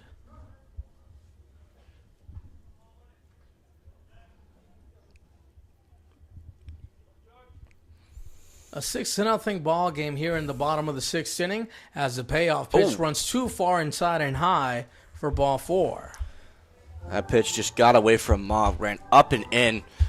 Charlie Taylor doing a little bit of matrix moves to avoid getting hit by that pitch. Takes his free base. Riptide got a runner aboard with only 1 out. Spencer Servin will have an opportunity at the plate himself.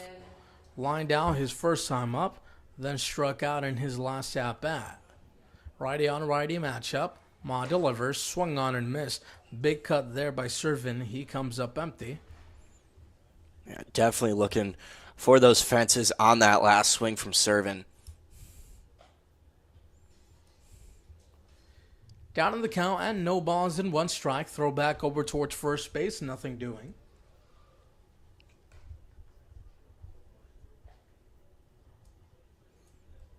Spencer Servin out of Huntington Beach, California. Currently at Texas Rio Grande Valley. Takes a second pitch of the at-bat on the outside corner for a strike. Now it's 0-2. Servin came into the ballgame with a very solid batting average at .286 through 28 at-bats. Has 8 hits to show for it. As the 0-2 is outside and high, 1 ball and 2 strikes. Yeah, and as we mentioned earlier in the broadcast, 8 of those hits, 5 of them have been doubles. Yeah, I mean, when he puts the bat on the ball, he makes some really good contact. 1 ball and 2 strikes. Ma looks down the barrel to get a sign. The right-hander delivers, fouled away. Initially, I thought it was swung on and missed and got away from the catcher. But Servant stays alive. And strikeouts have been something that Servant's made an emphasis that he's trying to cut down on. Good job there to keep himself alive by extending his hands. Here's the 1-2 pitch. Breaking ball on the outside corner just misses the black. Good pitch there by Servant, or check that, good take, better said. 2 balls and 2 strikes now the count. And as you mentioned, Chaz, yeah, that is an area where Spencer Servant would love to improve. Coming into the ball game, he had 13 strikeouts in 28 at-bats. Here's the 2-2, fouled back towards the netting.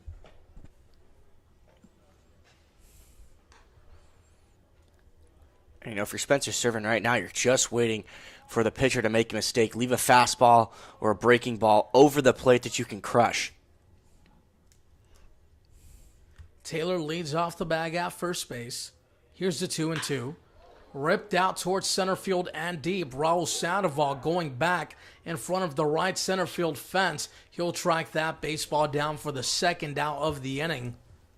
Spencer Servant, had there been some wind involved, perhaps would have cleared the fence towards the deepest part of the ballpark. Yeah, he absolutely got a hold of that one. Hit it really high, pretty far. Got to the warning track. Just didn't quite, maybe 4 more feet and that thing's gone. Dwight Allen will see his 4th at-bat of the evening. He walked his first time up, walked his second time up, then he struck out his last at-bat. Holds up on a swing there. 1 ball and no strikes. Colton Freeman awaits on the on-deck circle for Orange County. Taylor aboard at first base. He reached on a walk. Righty-on-righty matchup for Eric Ma. Delivers a fastball down the heart of the plate, but low. 2 balls and no strikes.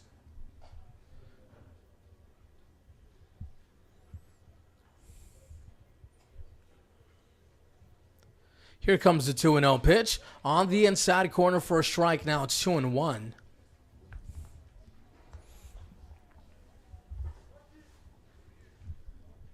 Dwight Allen scored a run, as you mentioned earlier in the game, walked twice. I think he's a guy that really could use a hit here. The 2-1 is fanned out and missed. 2 balls and 2 strikes now the count. We opened up the ball game with Lucien Wishberg. Then we had Aiden Garza. Now we have Eric Ma on the mound.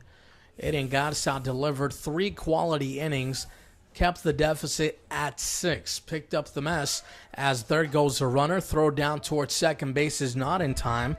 Good stolen base there by Charlie Taylor. He got an excellent jump. Charlie Taylor showing off the speed there. Catchers are not usually known for their speed out on the base path, and the Riptide have 2 catchers that are very capable base stealers. Eric Bajani and Charlie Taylor both have now stolen bases this summer. It's a full count for Dwight Allen. Ma takes a peek towards second base, steps off the rubber, wants to make sure that Charlie Taylor does not have too big of a lead. Taylor is not phased whatsoever. He stayed in the exact same position. Ma delivers a payoff pitch on the inside corner, taken for ball 4. Dwight Allen works out his 3rd walk of the evening. That's a good take there. We mentioned how he struggled with some strikeouts. 3-2 pitch that's close to the zone. A lot of times young hitters may chase it and expand their zone a little bit too much. Does a good job to get himself aboard with 2 outs. Colton Freeman steps into the box now, has runners aboard on first and second base with 2 outs here in the bottom of the 6th inning. This time around, it is a righty-on-righty matchup for him. Freeman was hit by a pitch his first time up, as this one's on the outside corner for a ball, 1-0. In his second at-bat, he had an RBI ground out, and his last at-bat, he singled. Colton Freeman has gotten a hit in his last 7 games for the Riptide. Hasn't gotten one here yet today. He might be due. 1 ball and 1 strike. Well, I have that he did get a hit in the bottom of the 5th inning. I may be wrong. but you have a walk, so hey, we'll figure that out later. Who knows? Point is, he got on base, but a base hit here will do either way.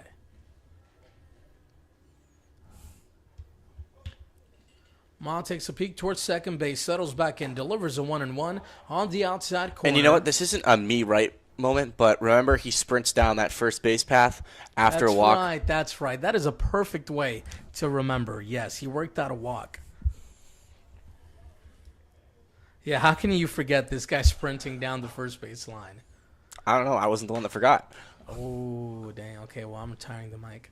1 ball and 2 strikes.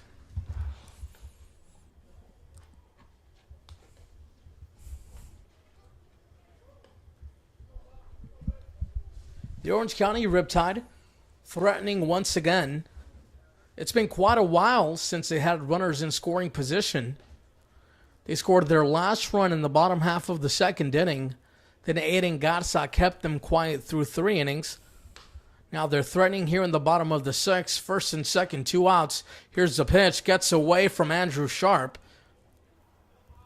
So it's been a rough day behind the plate for Andrew Sharp. We've seen a couple of balls get past him, but also we have seen a fair share of wild pitches from the pitchers on the mound.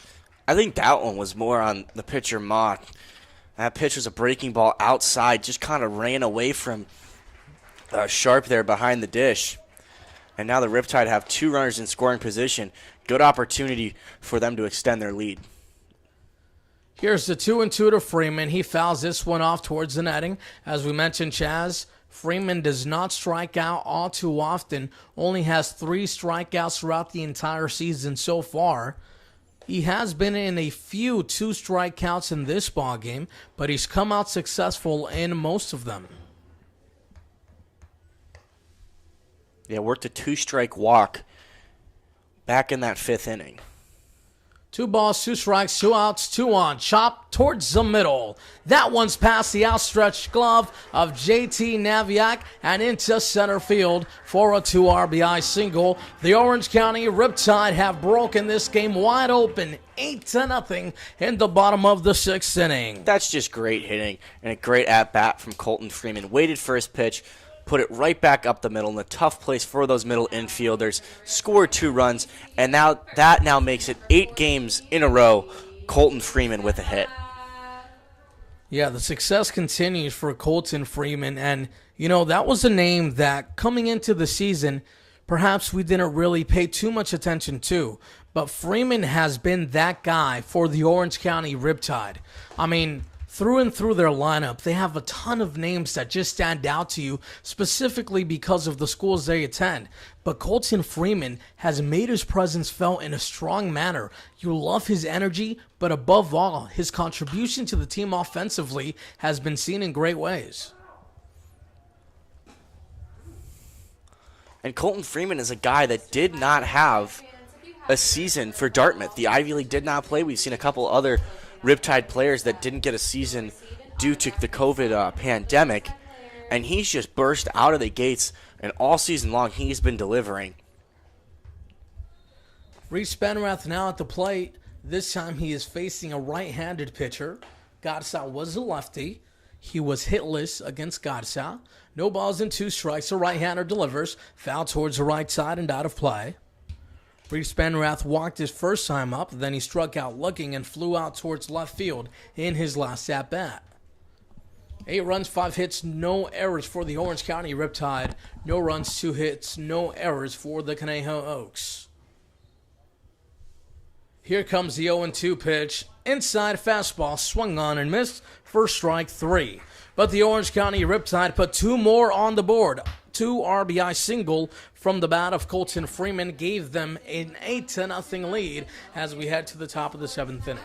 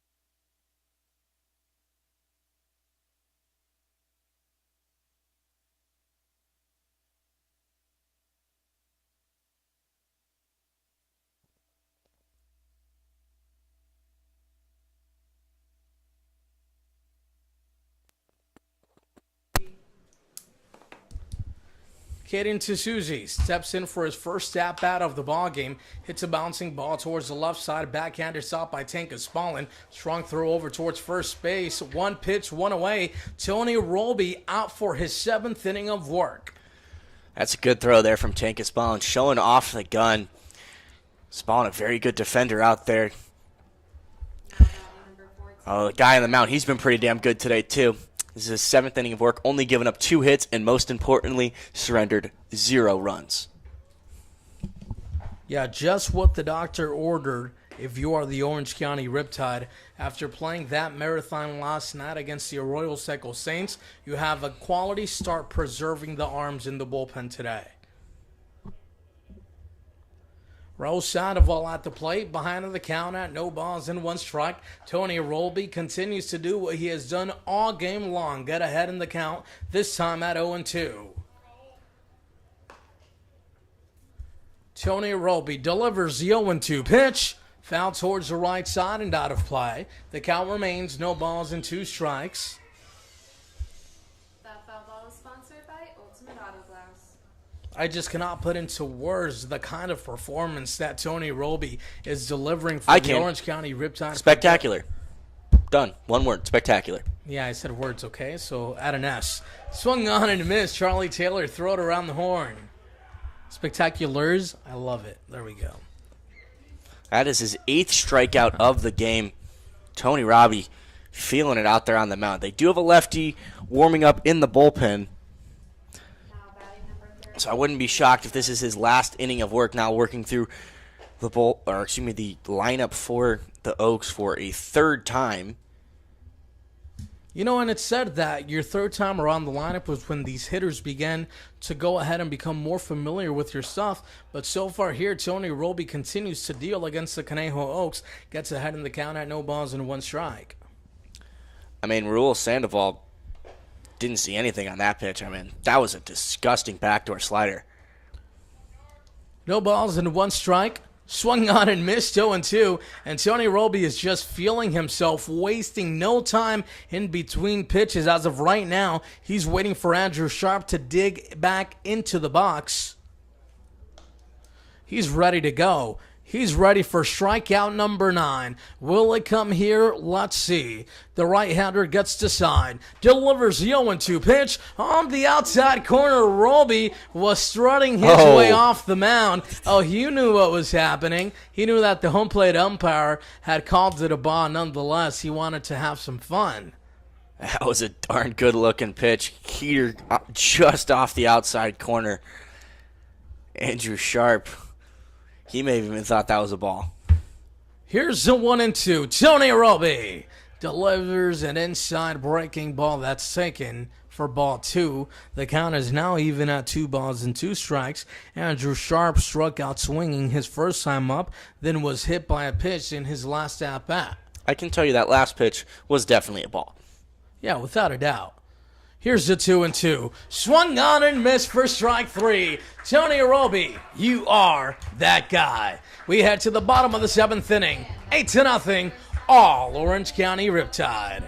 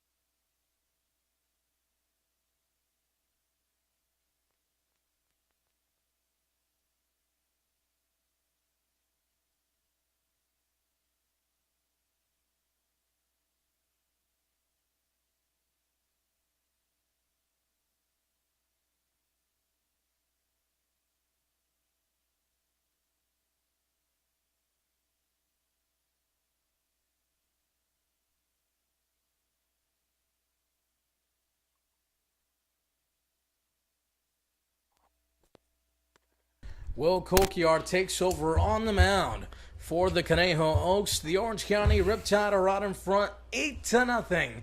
8 runs, 5 hits, no errors for the Tide. No runs, 2 hits, no errors for the Conejo Oaks. As for the Orange County Riptide, Darian Williams will lead things off here in the home half of the 7th inning. He'll be followed by Tanka Spallin, Efrain Cervantes. If anyone gets on, Cody Dries will see an opportunity at the plate. The first pitch of the at-bat is on the outside corner and low, 1-0. Kokiard, big guy, 6'8", out on the mound, right-hander from Georgia Tech. Righty on righty matchup for Darian Williams. He laces this one deep towards left field. Zach Gregory will have to play it off the base of the wall. Darian Williams is aboard at second base with a stand-up leadoff double. That is his 3rd double now in the last 2 games. And honestly, I don't think the left fielder could even see that ball. It seemed like Gregory just stopped, looked up to the sky. It's that weird part of the night where the sky is almost that weird gray color because it's dusk, not dark, and you just can't see anything in the air down that left field line. Darian Williams just darting baseballs all over the outfield. Another well-hit ball towards the gap. He's had great success at the plate as of late, as now Tanka Spallin will look to drive him in with no outs here in the bottom of the 7th inning. He takes a pitch that's running inside, 1 ball and no strikes to count. Efrain Cervantes awaits in the on-deck circle for the Orange County Riptide. And you know what? I'm looking at his baseball bio at Georgia Tech. They have him even taller than the Oaks have him listed. They have him listed at 6'9". Gosh. He's a big guy. He's a huge guy. 2 balls and no strikes to a Spallin. But as they say, Chaz, the bigger they are, the harder they fall. Darian Williams won his bottle against them. Now it's time for Tanka Spallin to show what he is made out of. Smart guy. He made the ACC honor roll back at Georgia Tech. 2 balls and 1 strike now the count. What about you, Chaz? Did you make honor roll? I did, in fact. Oh, I a couple love times. Chaz. Not gonna, yeah. Why, you're not gonna give me a pat on the back? All right, I see how it is. I said I love you. That's a huge pat on the back. Here's the 2-1. That one's hit up the middle. Cut off by the shortstop, JT Naviak. Throw over towards first base, skips underneath the glove of Robert Capozzi. Darian Williams is able to advance towards third. So Spallin reaches on a throwing error. Or perhaps they'll assign that error to the first baseman. That's Andrew Sharp now, actually, over at first. I can't see who the new catcher is because of his catching gear. So a whole host of substitutions around the diamond. But Tanka Spallin's having a good day. He's having a good day out there. He's gotten himself 2 hits. That was a hard hit ball. Tough play for the shortstop. Poor pickup there from Sharp, who just moved from catcher to first. Inside fastball taken 1-0. Efrain Cervantes with an opportunity here. Has runners on the corners with no outs in the bottom of the 7th inning. His first time up, he had an RBI walk. Then in the bottom of the 3rd inning, he reached on a single. His last at-bat, he struck out. 1 for 2 with an RBI on the evening for him. The 1-0 is slapped towards the right side and out of play. Drives the count to 1 ball and 1 strike. Cody Dries waits in the on-deck circle for the Orange County Riptide. Darian Williams opened up the inning with a double towards left center field. I believe that is a 6 on the back of the new catcher, and that would be Cody Kuslak from Pacific University. Tanka Spallin dancing around at first base as this pitch is swung on and missed by Efrain Cervantes. That's something that we've become accustomed to Tank doing out on the base paths, is try to get in the head of the pitchers, dance around a little bit, and right now I wouldn't be shocked to see him take off with a Darian Williams over on third. Here's the 1-2 pitch. Fanned and missed for strike 3. That is the 2nd strikeout of the ballgame now for Efrain Cervantes.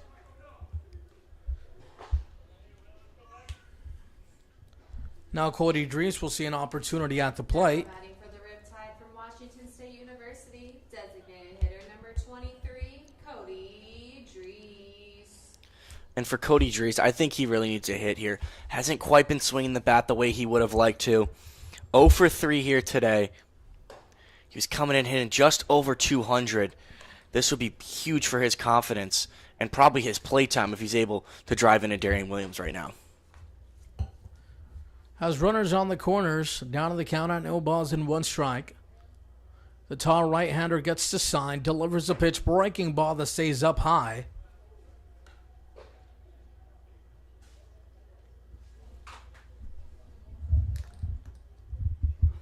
Eight to nothing. We're in the bottom half of the 7th inning.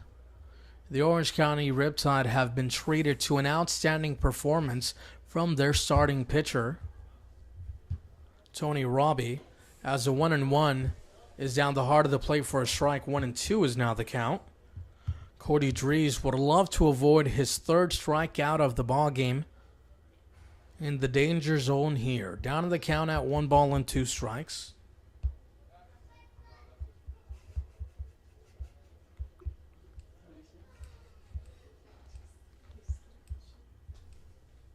The right-hander gets the sign.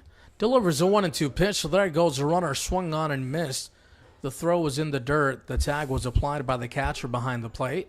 That is the 3rd strikeout of the ball game for Cody Drees. On the play, Tanka Spallin was able to advance towards second base, so that puts runners in scoring position with 2 outs for Charlie Taylor, the catcher behind the plate for the Orange County Riptide.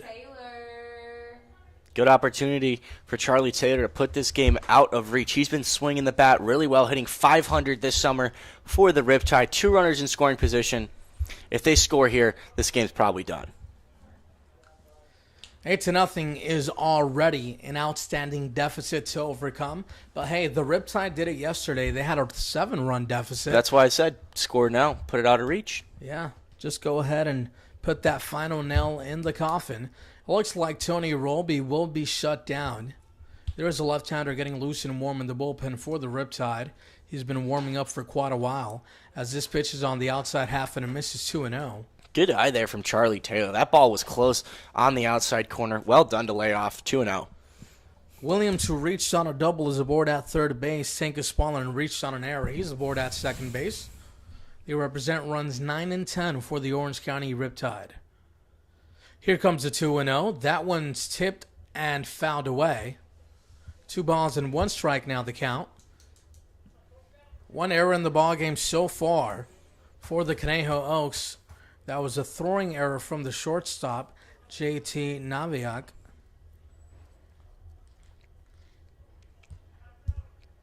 Spencer Servin awaits in the on-deck circle for Orange County. Righty-on-righty matchup. The pitcher takes a peek towards second base, settles back in, delivers a 2-2 off the hands towards the right side and out of play. The count is now even at 2 balls and 2 strikes. Just a reminder, Riptide fans, if you happen to recover a foul ball, please return it to the information table. You will get a signed baseball from one of the Riptide players.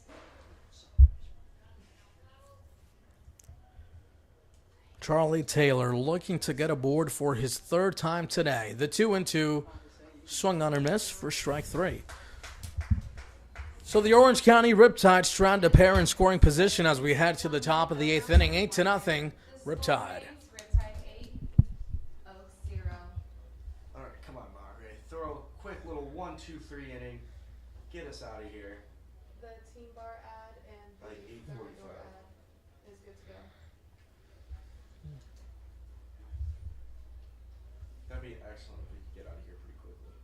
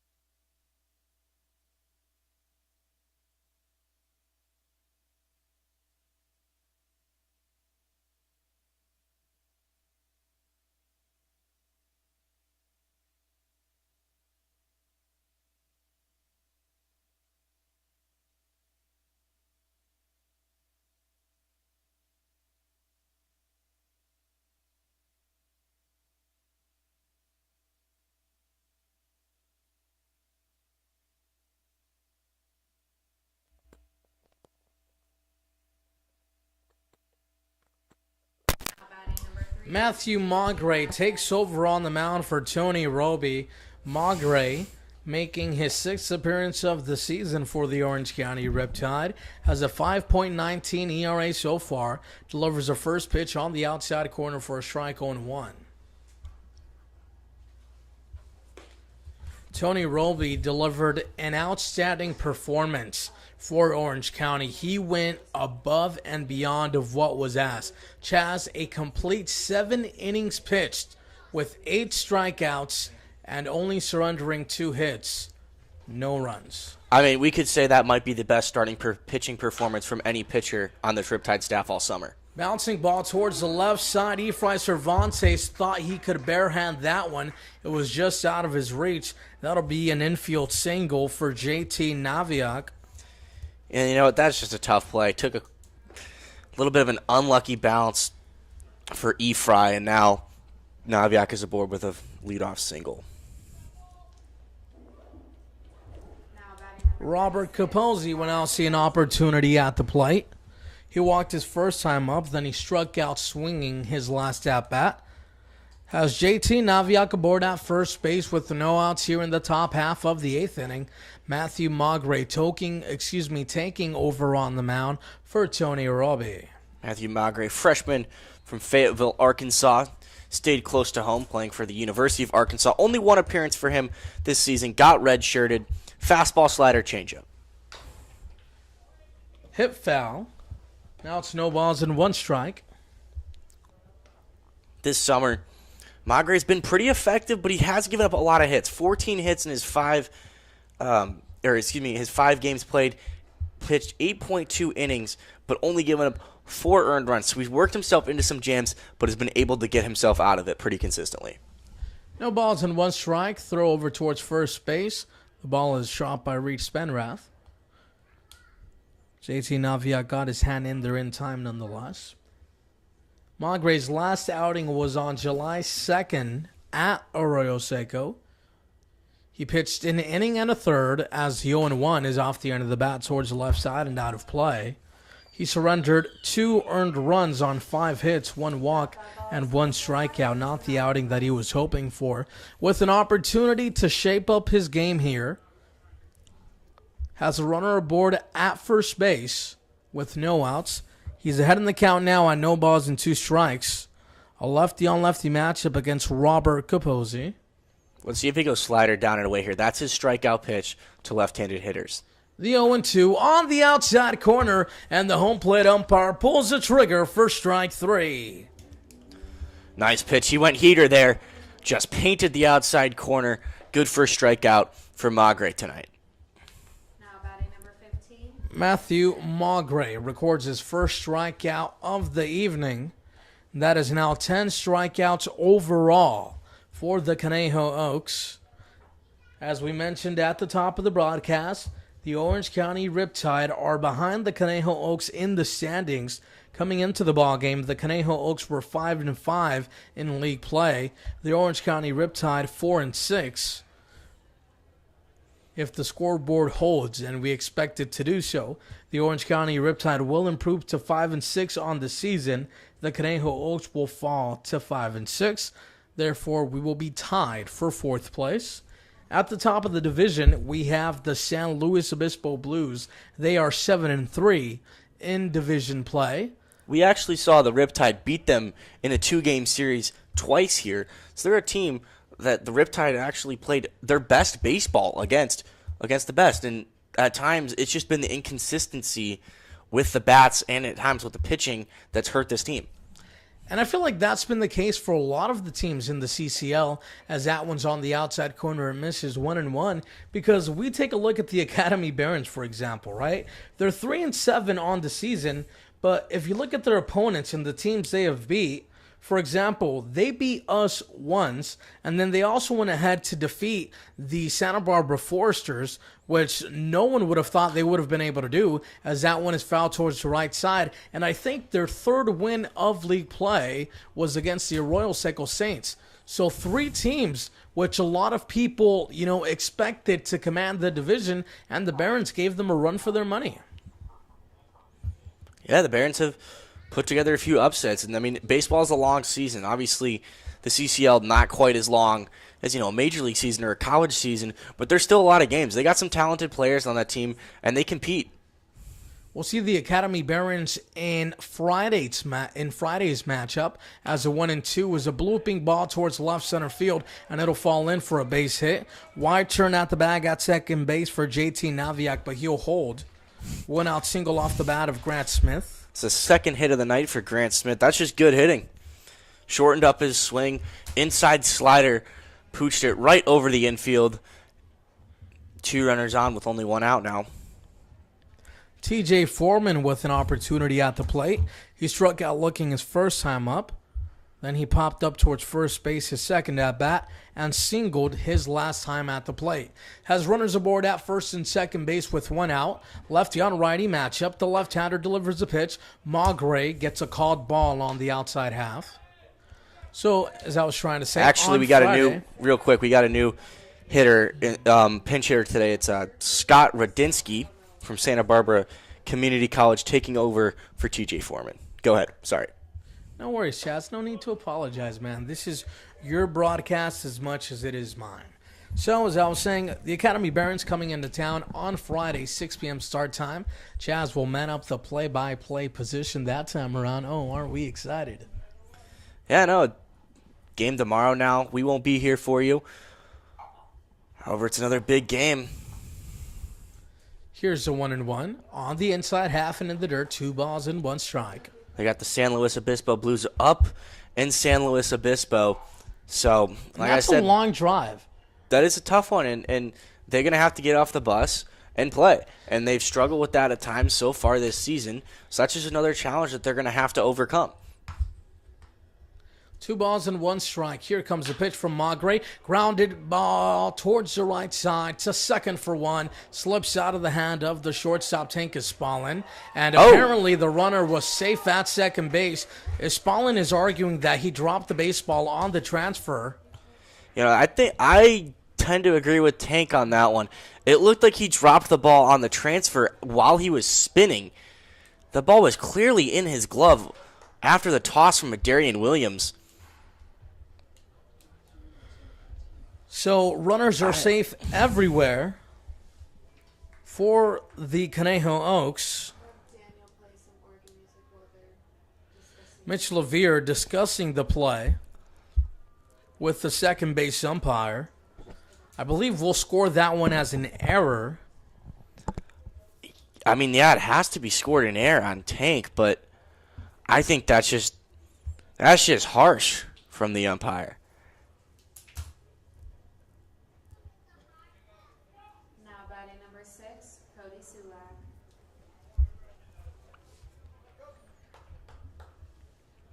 That brings up Cody Sulak, the catcher.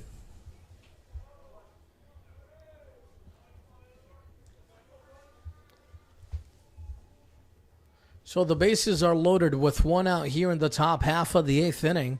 The Conejo Oaks looking to break the goose egg in the run column.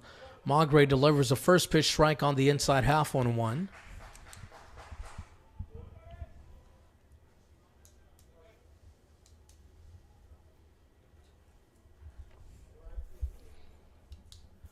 Cody Sulak at the plate. Takes a pitch for a ball. The count is now even at 1-1. For Magre here, I think he's probably going to stick with that fastball changeup here. Maybe try and get something on the ground to force a double play. Outside fastball, well located for a strike 1-2. Matthew Magre would have loved to cash in a strikeout here, or perhaps even better, a ground ball for a double play.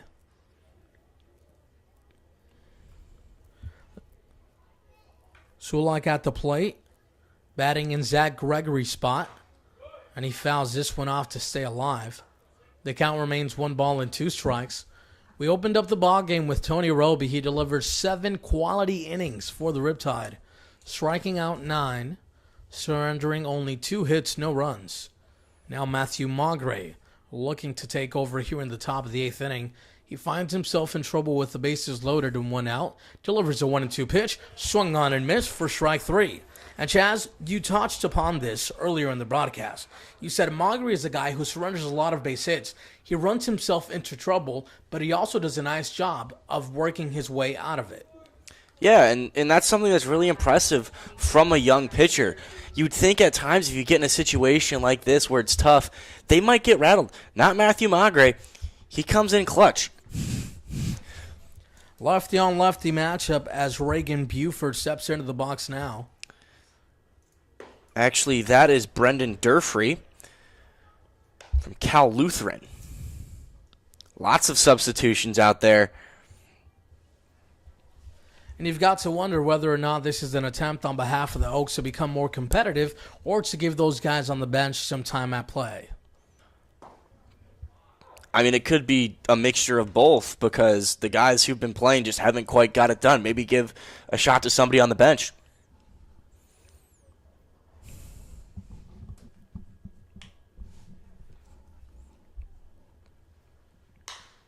This one is a slicing foul ball towards the left side. Spencer Servin is there. He makes the play, and that'll be that.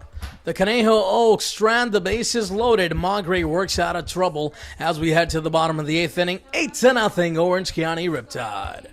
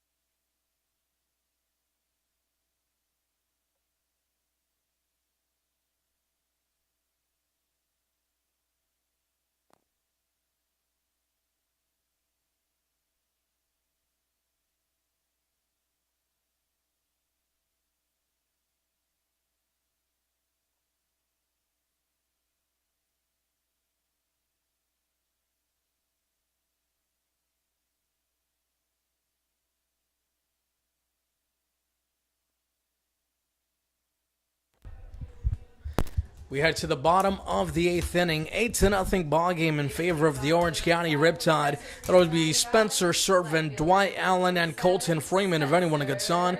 Reed Spenrath will see an opportunity at the plate. New pitcher on the mound for the Conejo Oaks. That is Brandon Madrigal. He delivers a first pitch fastball that swung on and missed 0-1. Brandon Madrigal, SoCal native, went to Oaks Christian High School over in Thousand Oaks. Madrigal 6'2", 185. Delivers the 0-1 pitch on the outside corner once again. This time it misses the black. 1 ball and 1 strike. Spencer Servin is hitless in today's outing. He's 0 for 3 with a line-out, strikeout, and a flyout. Here comes the 1-1 pitch. Way outside of the zone. 2 ball and 1 strike. The Orange County Riptide scored 5 times in the bottom half of the first inning, and ever since then, they have not looked back. They've added 3 more runs since then, as the pitch is lifted towards the right side and out of play. The Conejo Oaks have been kept awfully quiet in both the run and hit column. Only 4 hits in the ballgame so far today, and no runs to show for it. Of course, the effort was led by Tony Roby, who delivered the best outing arguably of the season by any Riptide pitcher today. Pitcher on the mound for the Oaks, starting off good, striking out Servin there. He features an electric fastball in the low 90s. And since that rough start, the Oaks pitchers have done pretty well. And when you think about just the struggles that Weshman had, was just the inability to throw strikes, and they beat themselves early in this ball game. Yeah, that's very true. I mean, you look at the starting pitcher surrendering 6 walks in only 2 innings of work. It's tough to go ahead and have a good day at the office with those kinds of numbers. As Dwight Allen steps into the box, Dwight Allen has been very patient at the plate today, as now he's down in the hole with no balls and 2 strikes. He's worked out 3 walks overall, has came around to score twice. He also has a stolen base. He has struck out as well today.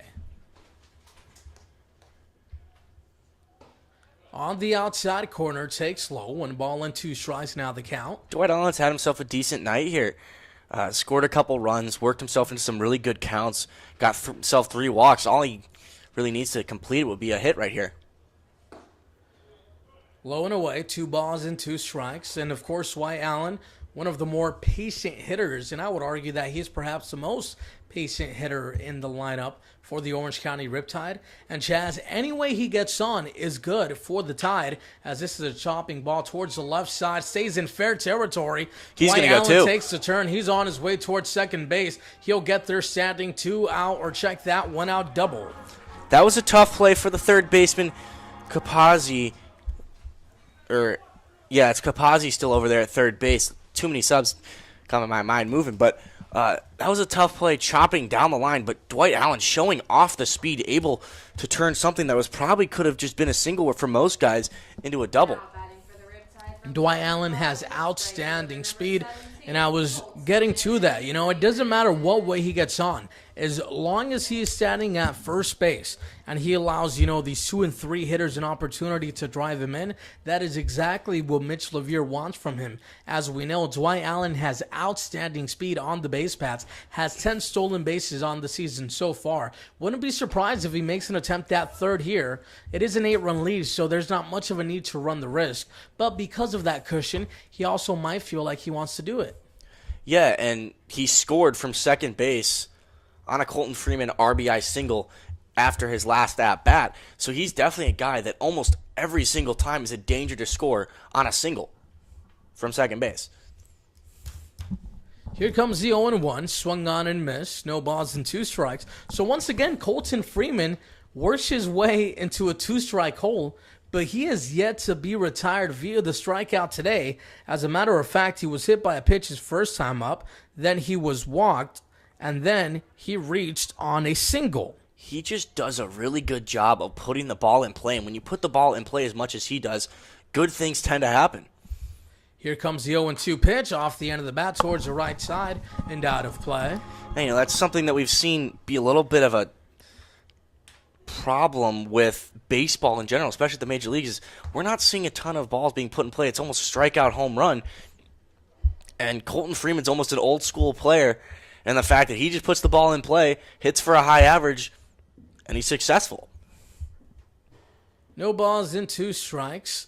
Here comes the pitch. This one's towards right center field. It'll fall in for a base hit. Dwight Allen takes the turn. He'll score easily. And I'll tell you, Colton Freeman has been an absolute stud muffin in the lineup for the Orange County Riptide. Stud muffin, huh?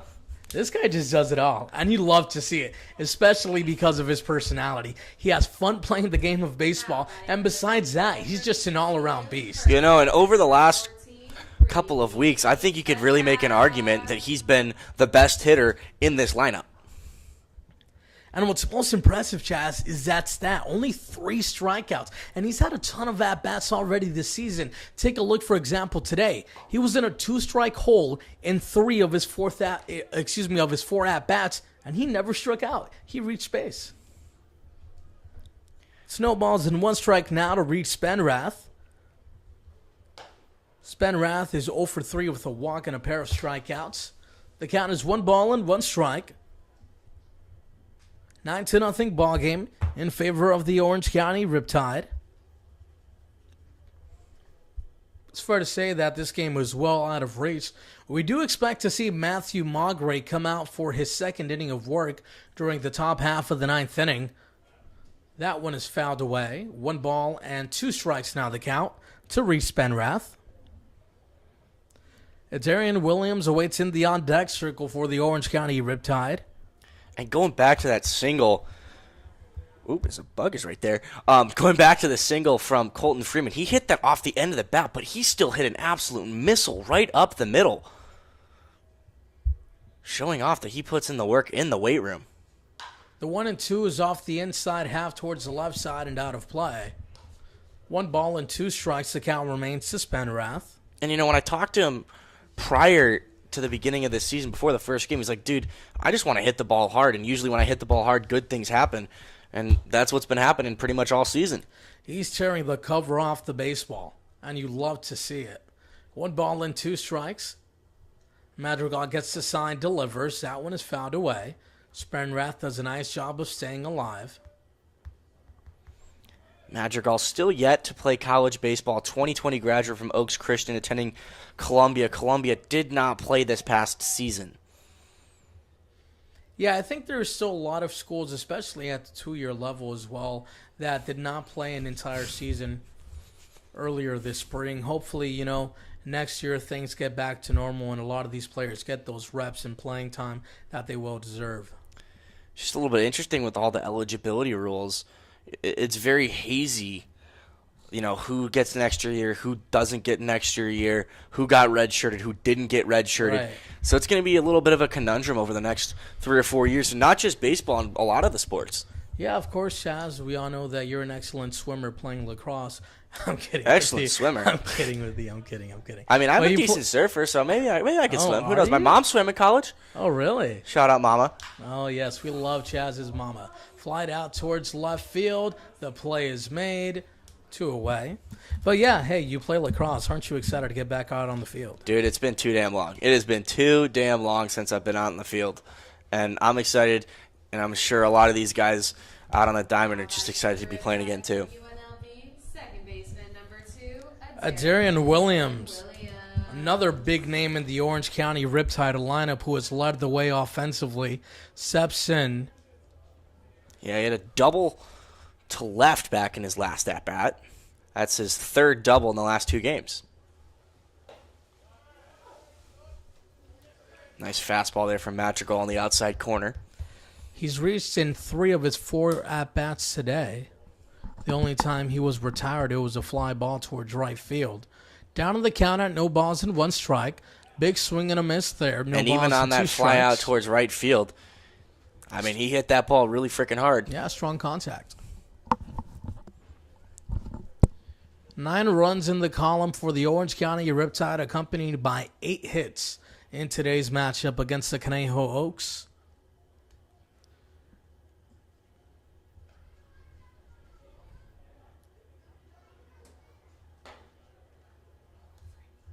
One ball and 2 strikes now the count. And a category in which the Orange County Riptide have also improved. They only have 1 error today, and in the last previous games they've had no errors at all. So you like to see that as well. Yeah, and errors, walks, hitting by pitch. That's how you beat yourself. We've seen it from